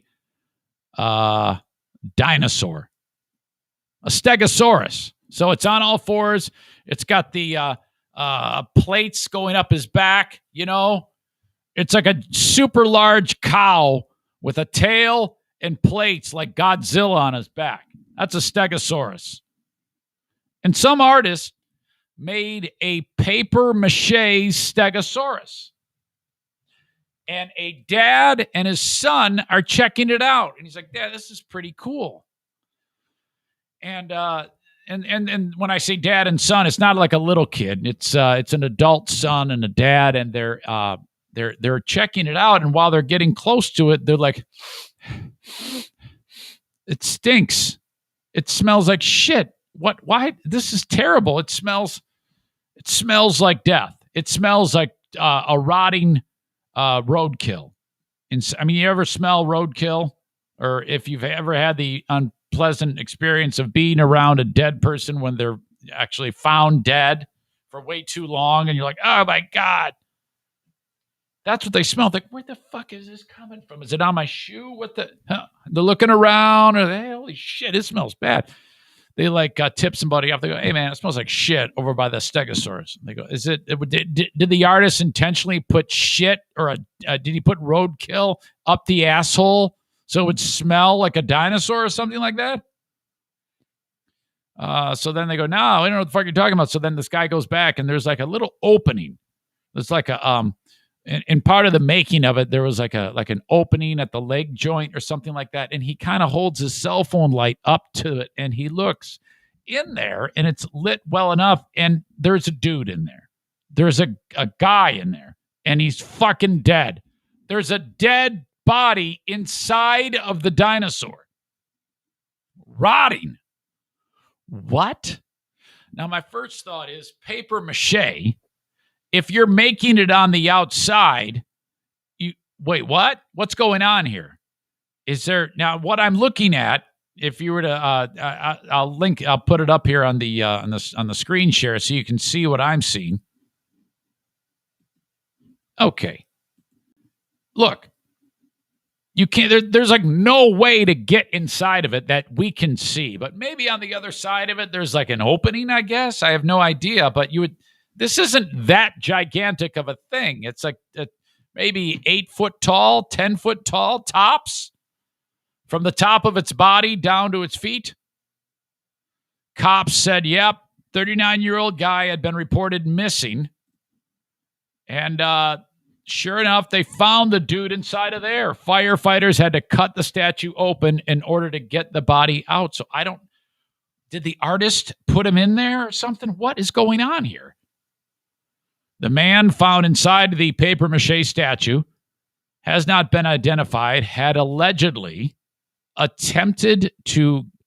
was attempting to get his phone that he dropped in the statue, and then he fell inside of it and became trapped upside down.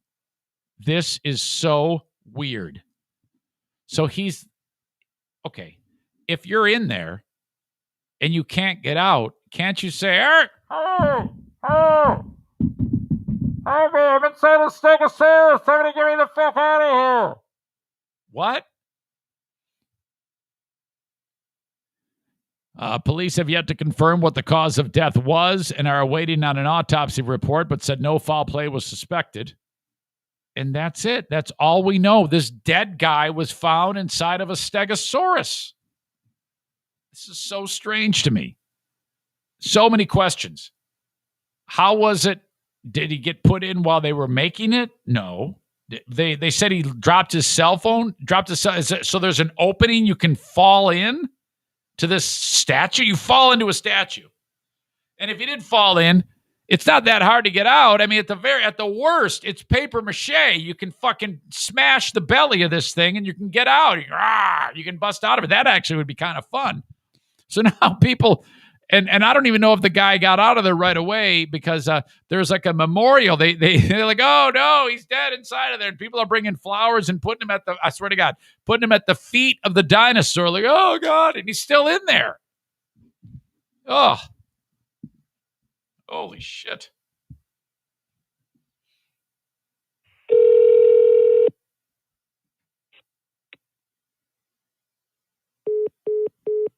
Oh my God.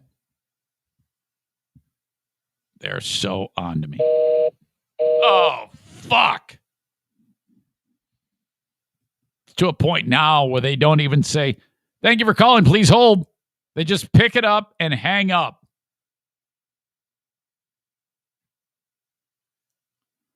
Got another radio idiot in trouble.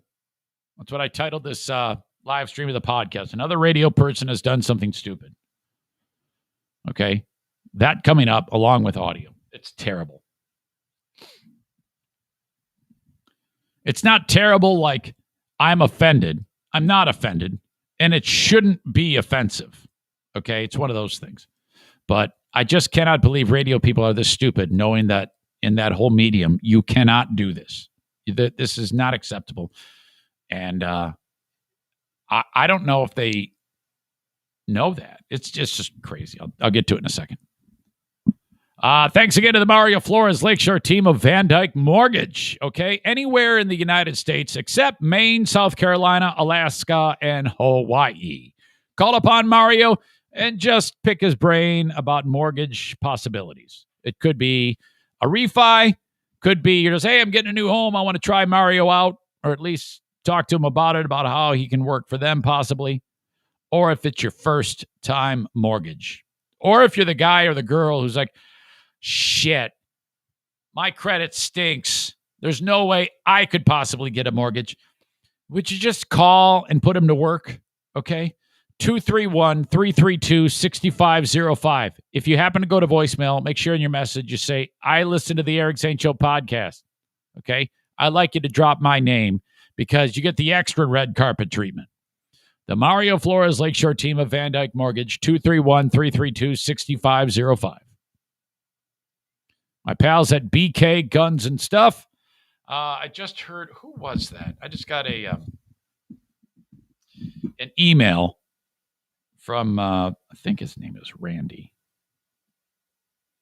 who reached out to me about working with my friends over at BK Guns and Stuff. That, hell yeah, man. It has just been Rodney. I said Randy. It's Rodney. Sorry. Rodney, right? Zane. I went over to BK Guns and Stuff.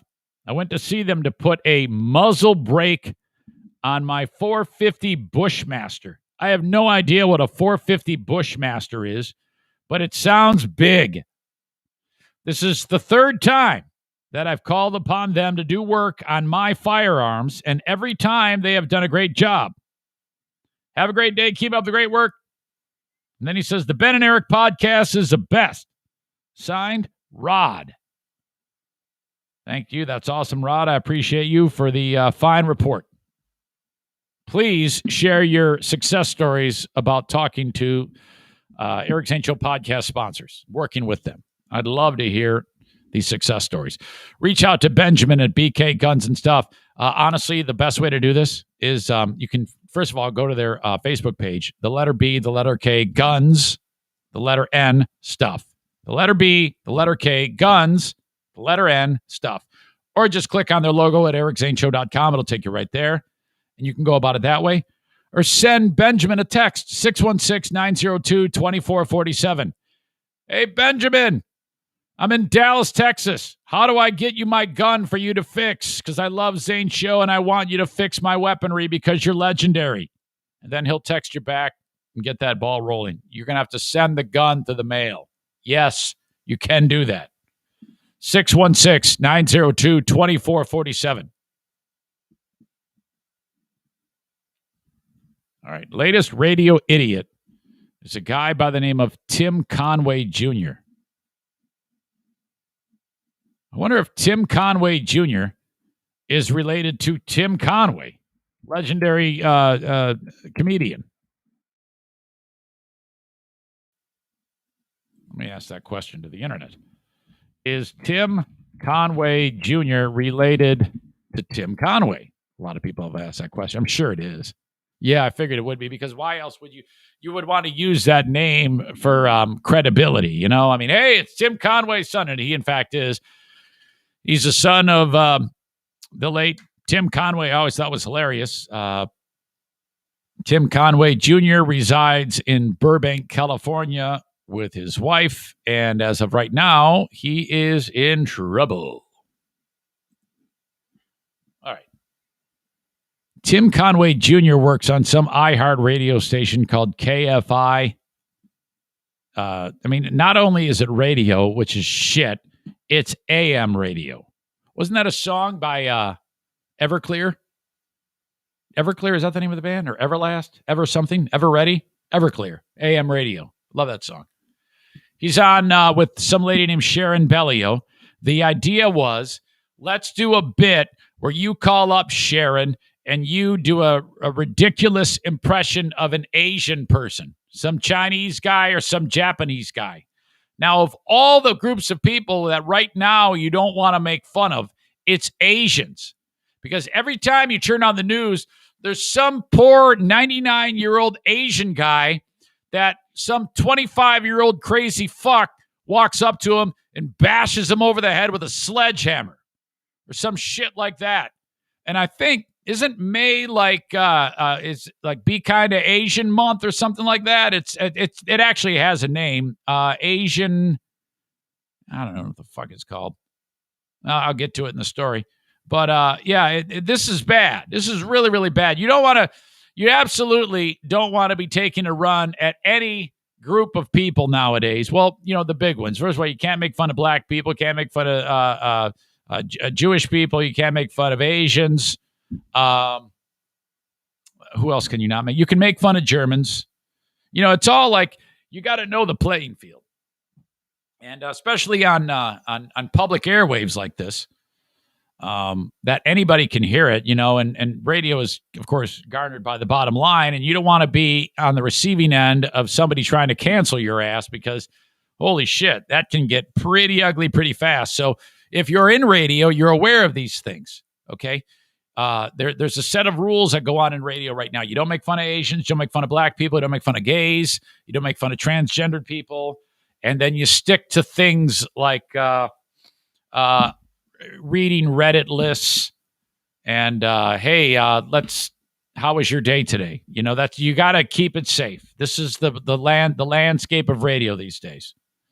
Hey, let's what happened to you today? Hey, I went for a walk. Oh, wow, that's great. Holy shit. Top 5 callers who went for a walk today, call into the show and we'll get your best take a walk stories. Oh, okay, great. That's how it has to be. And then you kind of just keep your fingers crossed that something funny happens. You hope that somebody gets in an argument, and that's it. That's all you can do. And it's not their fault. It's just the landscape, the lay of the land. There's nothing that there's no way around that. Okay. However, sometimes radio fucking idiots think that they have to go this route, or they forget. Now, these are 2 older people. They're in their 50s, no doubt. So I don't understand the bit. And it's so them not knowing that you cannot get away with this type of shit is beyond me. I don't know. I mean, how can you, being a radio veteran for as long as these 2 have, and I'm sure it's been a while, not know that making fun of people with using an Asian accent, stereotypical, hiya, hiya, and, hello, shit like that, that's not going to work. Okay. So this happened on the show. I may have on the Patreon just did a black guy accent just a couple of days ago, full disclosure, but who cares? I'm on Patreon. I can do whatever the fuck I want. Anyway, this bit, Tim Conway Jr.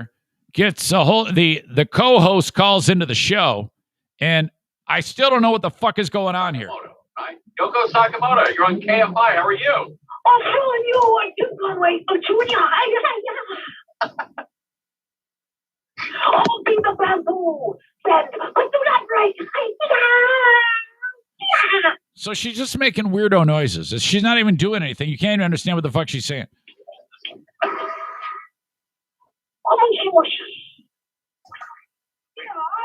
Way too many years with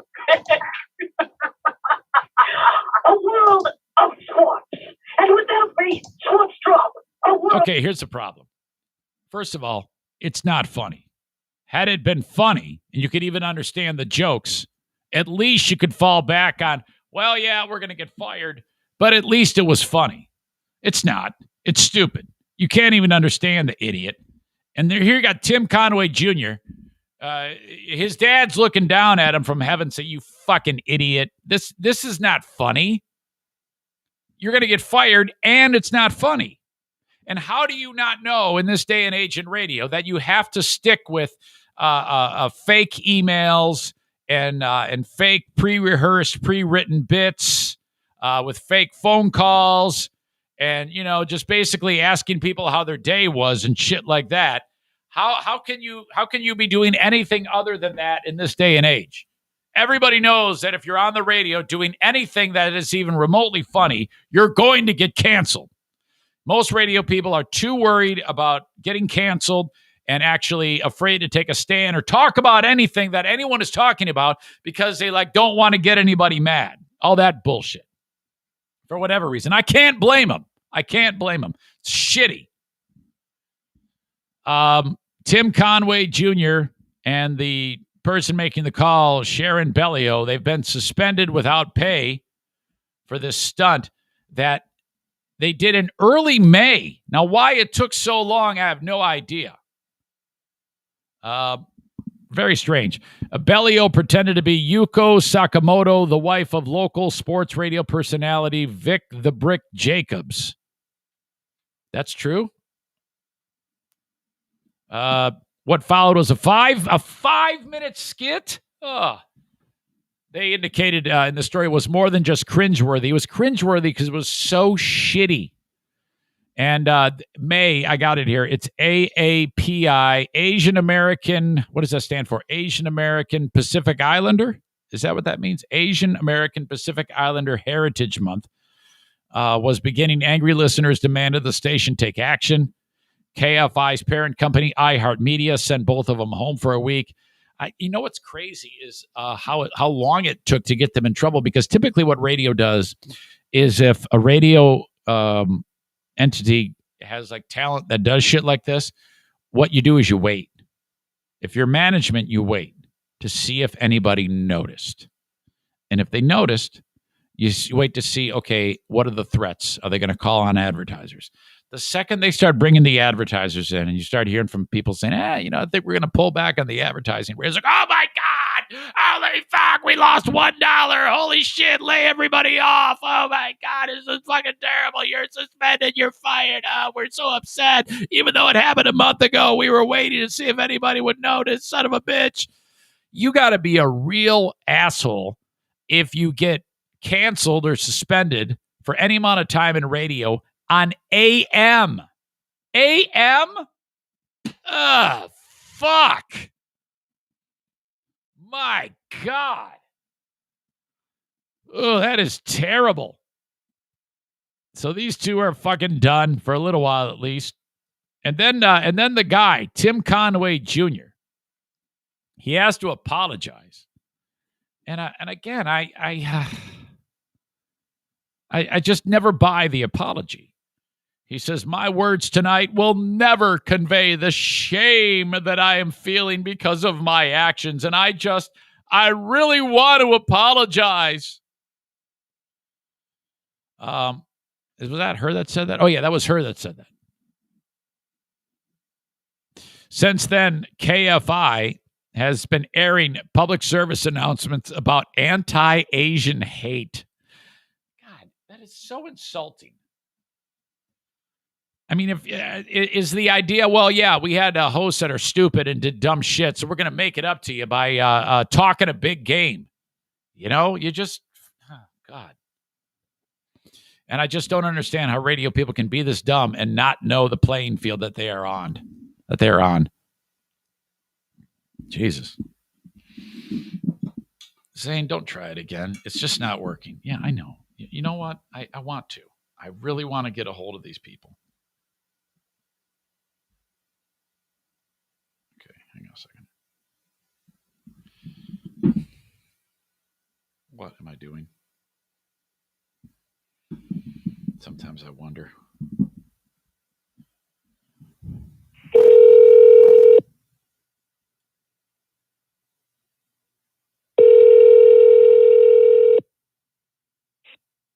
Crown Choice, one moment, please. Shit.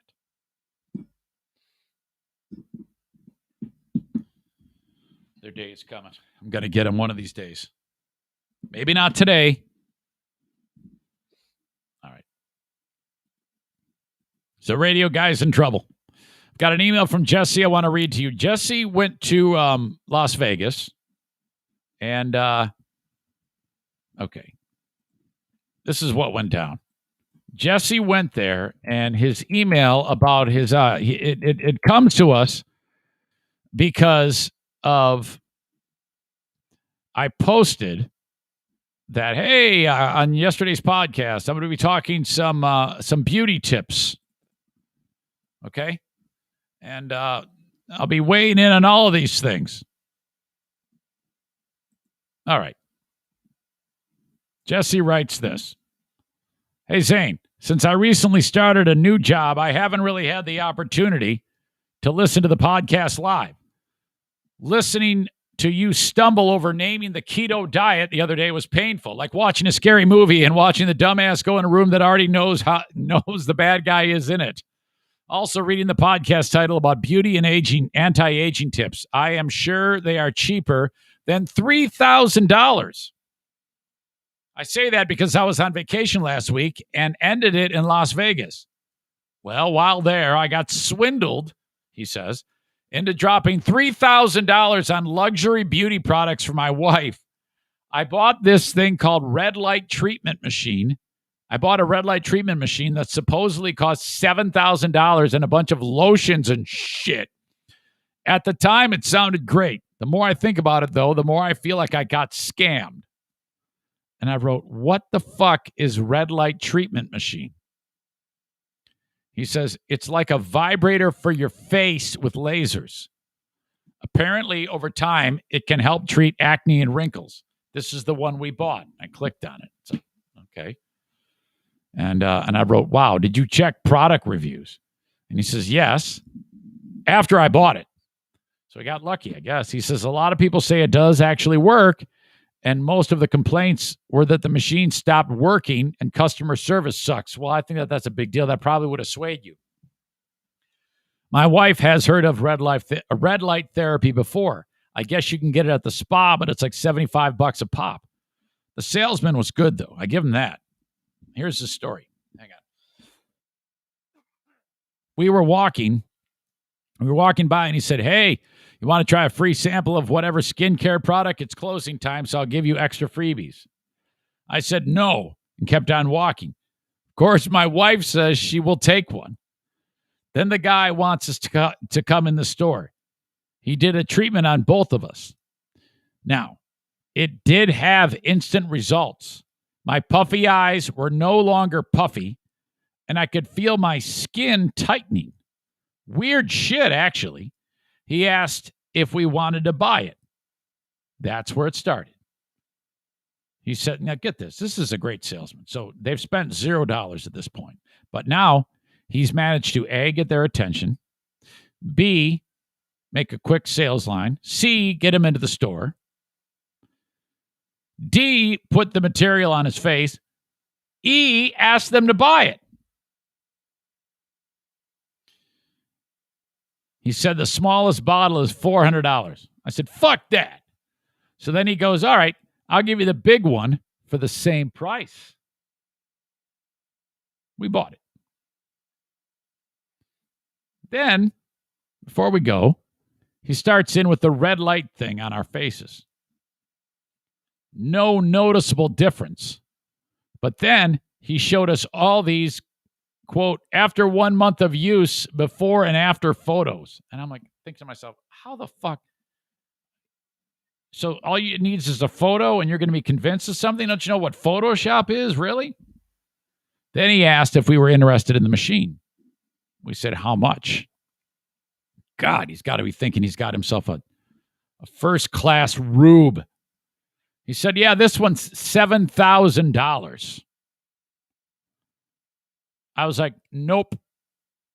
Then he said, well, all right. I have this other one. It's the same thing. But this one doesn't come with a lifetime warranty. It's only $3,000. I said no. Then he says, okay, I'm going to offer you the same type of deal. You get the $7,000 one for $3,000. I told him that's still way more than I would ever pay for a skincare device. So then he said he will throw in 3 years of the skincare products with it. I was reluctant at that point. Now, again, all he has to show for it is his face tingles when you put the shit on. And he's thinking about it. I was still reluctant at that point. So he offered to knock off the $400 that I already spent in his store and $300 that I spent in an entirely different store in that mall. So he says, how much did you spend at the hat store? $300. Well, you know what? You spend that. I'm going to discount. I'm going to take that money that you spend and make it so that the hats you bought are free. And I'm going to give you the $400 that you spent. I'm going to give you your money back on that. And I'm going to give you the $7,000 red light flashlight dildo.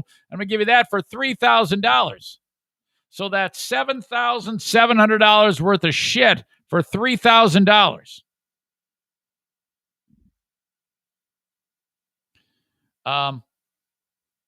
Actually, I take it back. He gave him the $7,000 one for $3,000 minus $700. So that means $2,300 for the machine and the quote unquote free product. So no, actually he says he bought it. He spent $3,000 in the store. After that after the Vegas sales tax, the $2,300 went to, $3,000. That is a lot of sales tax. I couldn't believe people paid this much for this shit, so I price checked everything he gave me back at the hotel. He did this all back at the hotel. Oh, my God. Most people would have picked up their phone and went, hold on a minute here. I used Amazon for everything I could. For just the creams and shit that he, quote-unquote, gave us, it came to about $4,500. But a lot of the stuff was only available through the manufacturer website, so that makes me wonder how marked up it is. This one serum was $1,500 on their site. I cannot imagine many people going to pay that. It probably cost the dude at the store like $20 wholesale, and the machine $7,000 on the website. But I'm sure he's buying them for like $500. No, I think it's a lot less than that. You bought a fucking Tamagotchi thing there. That's all you did. Makes people like me feel like we got a deal. Oh my God. You were forcibly boned, Jesse. Oh. Holy shit. Oh my God. Nicholas says he's probably making $3,000% profit. Chris says $50 worth of shit for $3,000. You got a thing that blinks, and basically the same thing you can buy in the store. Oh my gosh, did you get bent over? Whew. Patriot Nick says, hey, I got some oceanfront property in Montana for him if he's looking to invest in real estate. Wow. Going back to the AM radio story, says that Josh says it took so long because nobody listens to AM radio, and it took that long to surface, and someone decided to get butthurt enough. Absolutely. And he says, who's making him apologize? The company that just fired him? He didn't get fired. He did not get fired. You need Tim Conway Jr. to man the AM station. Jesse, I cannot believe that happened, buddy.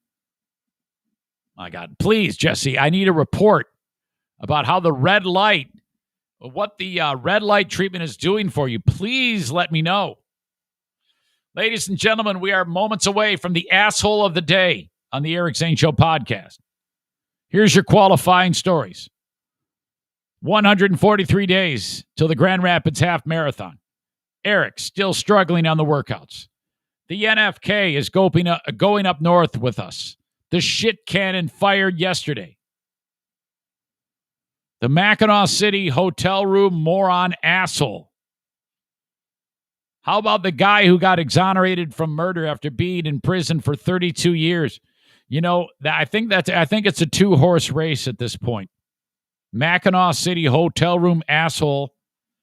And, well, I guess the justice system, the state of Michigan for locking that guy up for 32 years. I don't know. A crazy guy found dead inside of the papier-mâché dinosaur. We talked about that. Radio idiot Tim Conway Jr. thought it'd be a good idea to do Asian accent stupid bit on the radio. And we got Jesse. Jesse got fucking roped in Vegas for skincare products and a red flashlight. All these stories could contribute to our asshole of the day. All right, while you're enjoying the show, remember that if you have a business, reach out to me anytime, eric@ericzaneshow.com. If you want more information about how you can advertise on this show, it's that simple.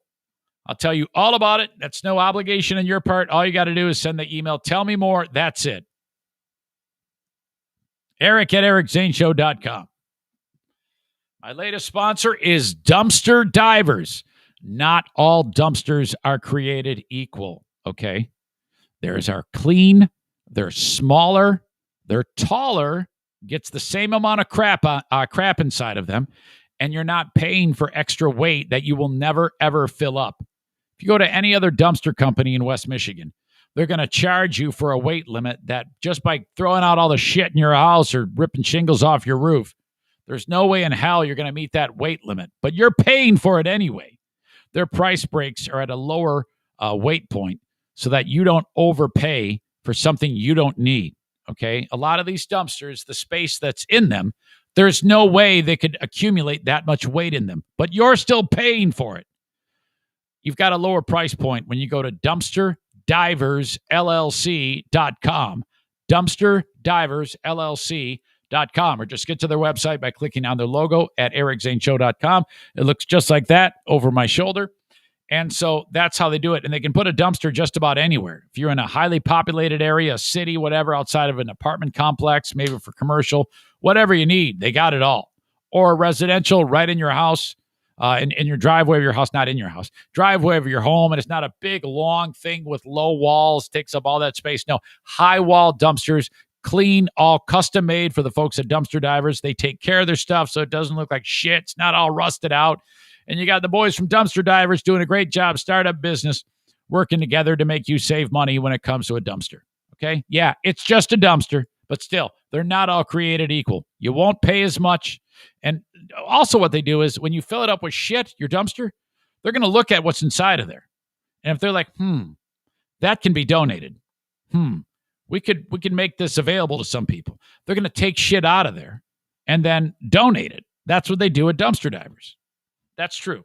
Happens all the time.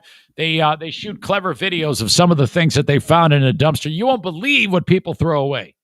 They're on Facebook too. Dumpster Divers LLC on Facebook. Thank you so much for being part of this show. Irvine's Auto Repair, Grand Rapids Hybrid. How about this? Just picked up Madison's car yesterday. Nothing wrong with it. She's like, Dad! What? It's leaking fluid everywhere and it makes a noise. Huh? Okay. So what do? We took it to Irvine's, ERVINES.com. They did a leaking fluid check. That's a thing. They checked all of the spots where fluid could be leaking. They reach back out to me. They go, hey, guess what? What is it? Yeah, what is it? Nothing. There are no leaks. She probably had a ton of condensation on the air conditioning. Happens a lot this time of year. There's nothing wrong with the car. Come get it. That's how it works. Irvine's Auto Repair, Grand Rapids Hybrid. I didn't have to really see anybody to get this done. I dropped the vehicle off. I was lucky enough to talk with Megan, so I did see her. Dropped it off. Everything else is done via email. Hey, here's what we're going to do. We're going to do a fluid check. Do you approve? Yes. They also sent me a link in the email. They wrote, we also want to let you know that these sensors that measure how much air is in the tires, they're all bad. They need to be replaced. You want to do that. It's going to cost you this amount of money. No, I don't want that done now. Do not approve of that work. And then that's it. They fix what you approve.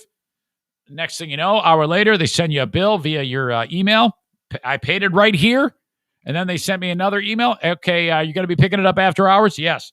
All right, your keys are in the lockbox. Here's the code. Boom. That's it. I didn't have to see anybody. It's awesome. Irvine's Auto Repair, Grand Rapids Hybrid, and EV, ERVINES.com. Check them out. If you're in West Michigan, that's who you need to fix your car. Last but not least, Gift of Life Michigan. Love you guys. Thank you so much.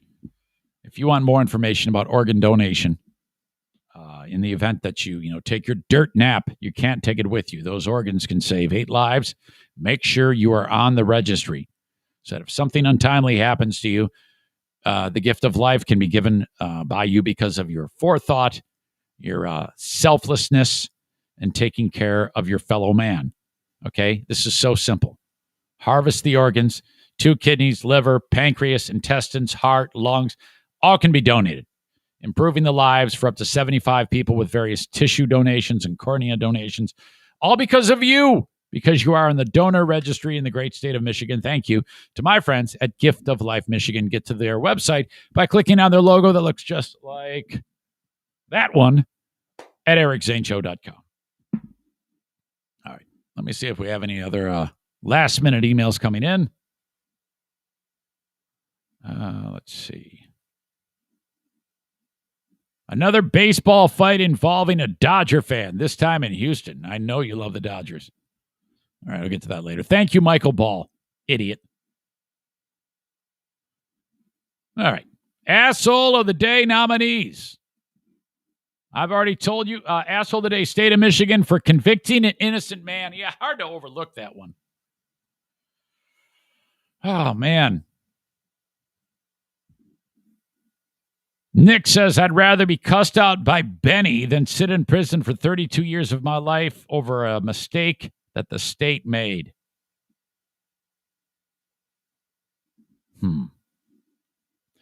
Family. Melissa says, asshole today, cousin Benny and the family that owns a hotel for monopolizing Mackinac City. Tio says, asshole of the day. AM radio guy. Andrea says, cousin Benny, or the receptionist at the hotel. One more try on the receptionist. You're going to say, please hold.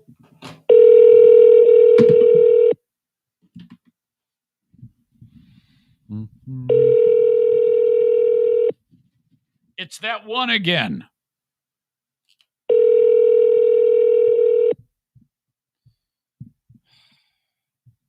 Well, this can't go on forever. Cannot believe that guy. Your asshole of the day is the state of Michigan. You're right. 32 years in prison. Holy shit. Again, in that story, I need to know when they found out about the DNA evidence. The legal system is so fucked. God, and it's out of all the legal systems, I think ours might be the best, and it's fucked. Holy shit. All right, that is your asshole of the day. Chris says the salesman who sold Jesse, the red light treatment guy, no way. That guy's a great salesman. If anybody should be asshole of the day, it should be dumb shit Jesse for blowing $3,000 like that. My gosh. You just doubled the cost of your trip, Jesse. You got to make better decisions. $3,000, man. That was ridiculous. I love you, man, but that was, there's no way you should have blown that money. Holy crap. You could have at least said to your wife, all right, but we got to go to the bunny ranch and have a threesome or something like that. Okay, folks, thanks. Have a great Memorial Day weekend, and I will talk to you live on Tuesday. Patreon bonus comes up in 51 minutes. Talk to you then. Thank you, folks. Bye-bye.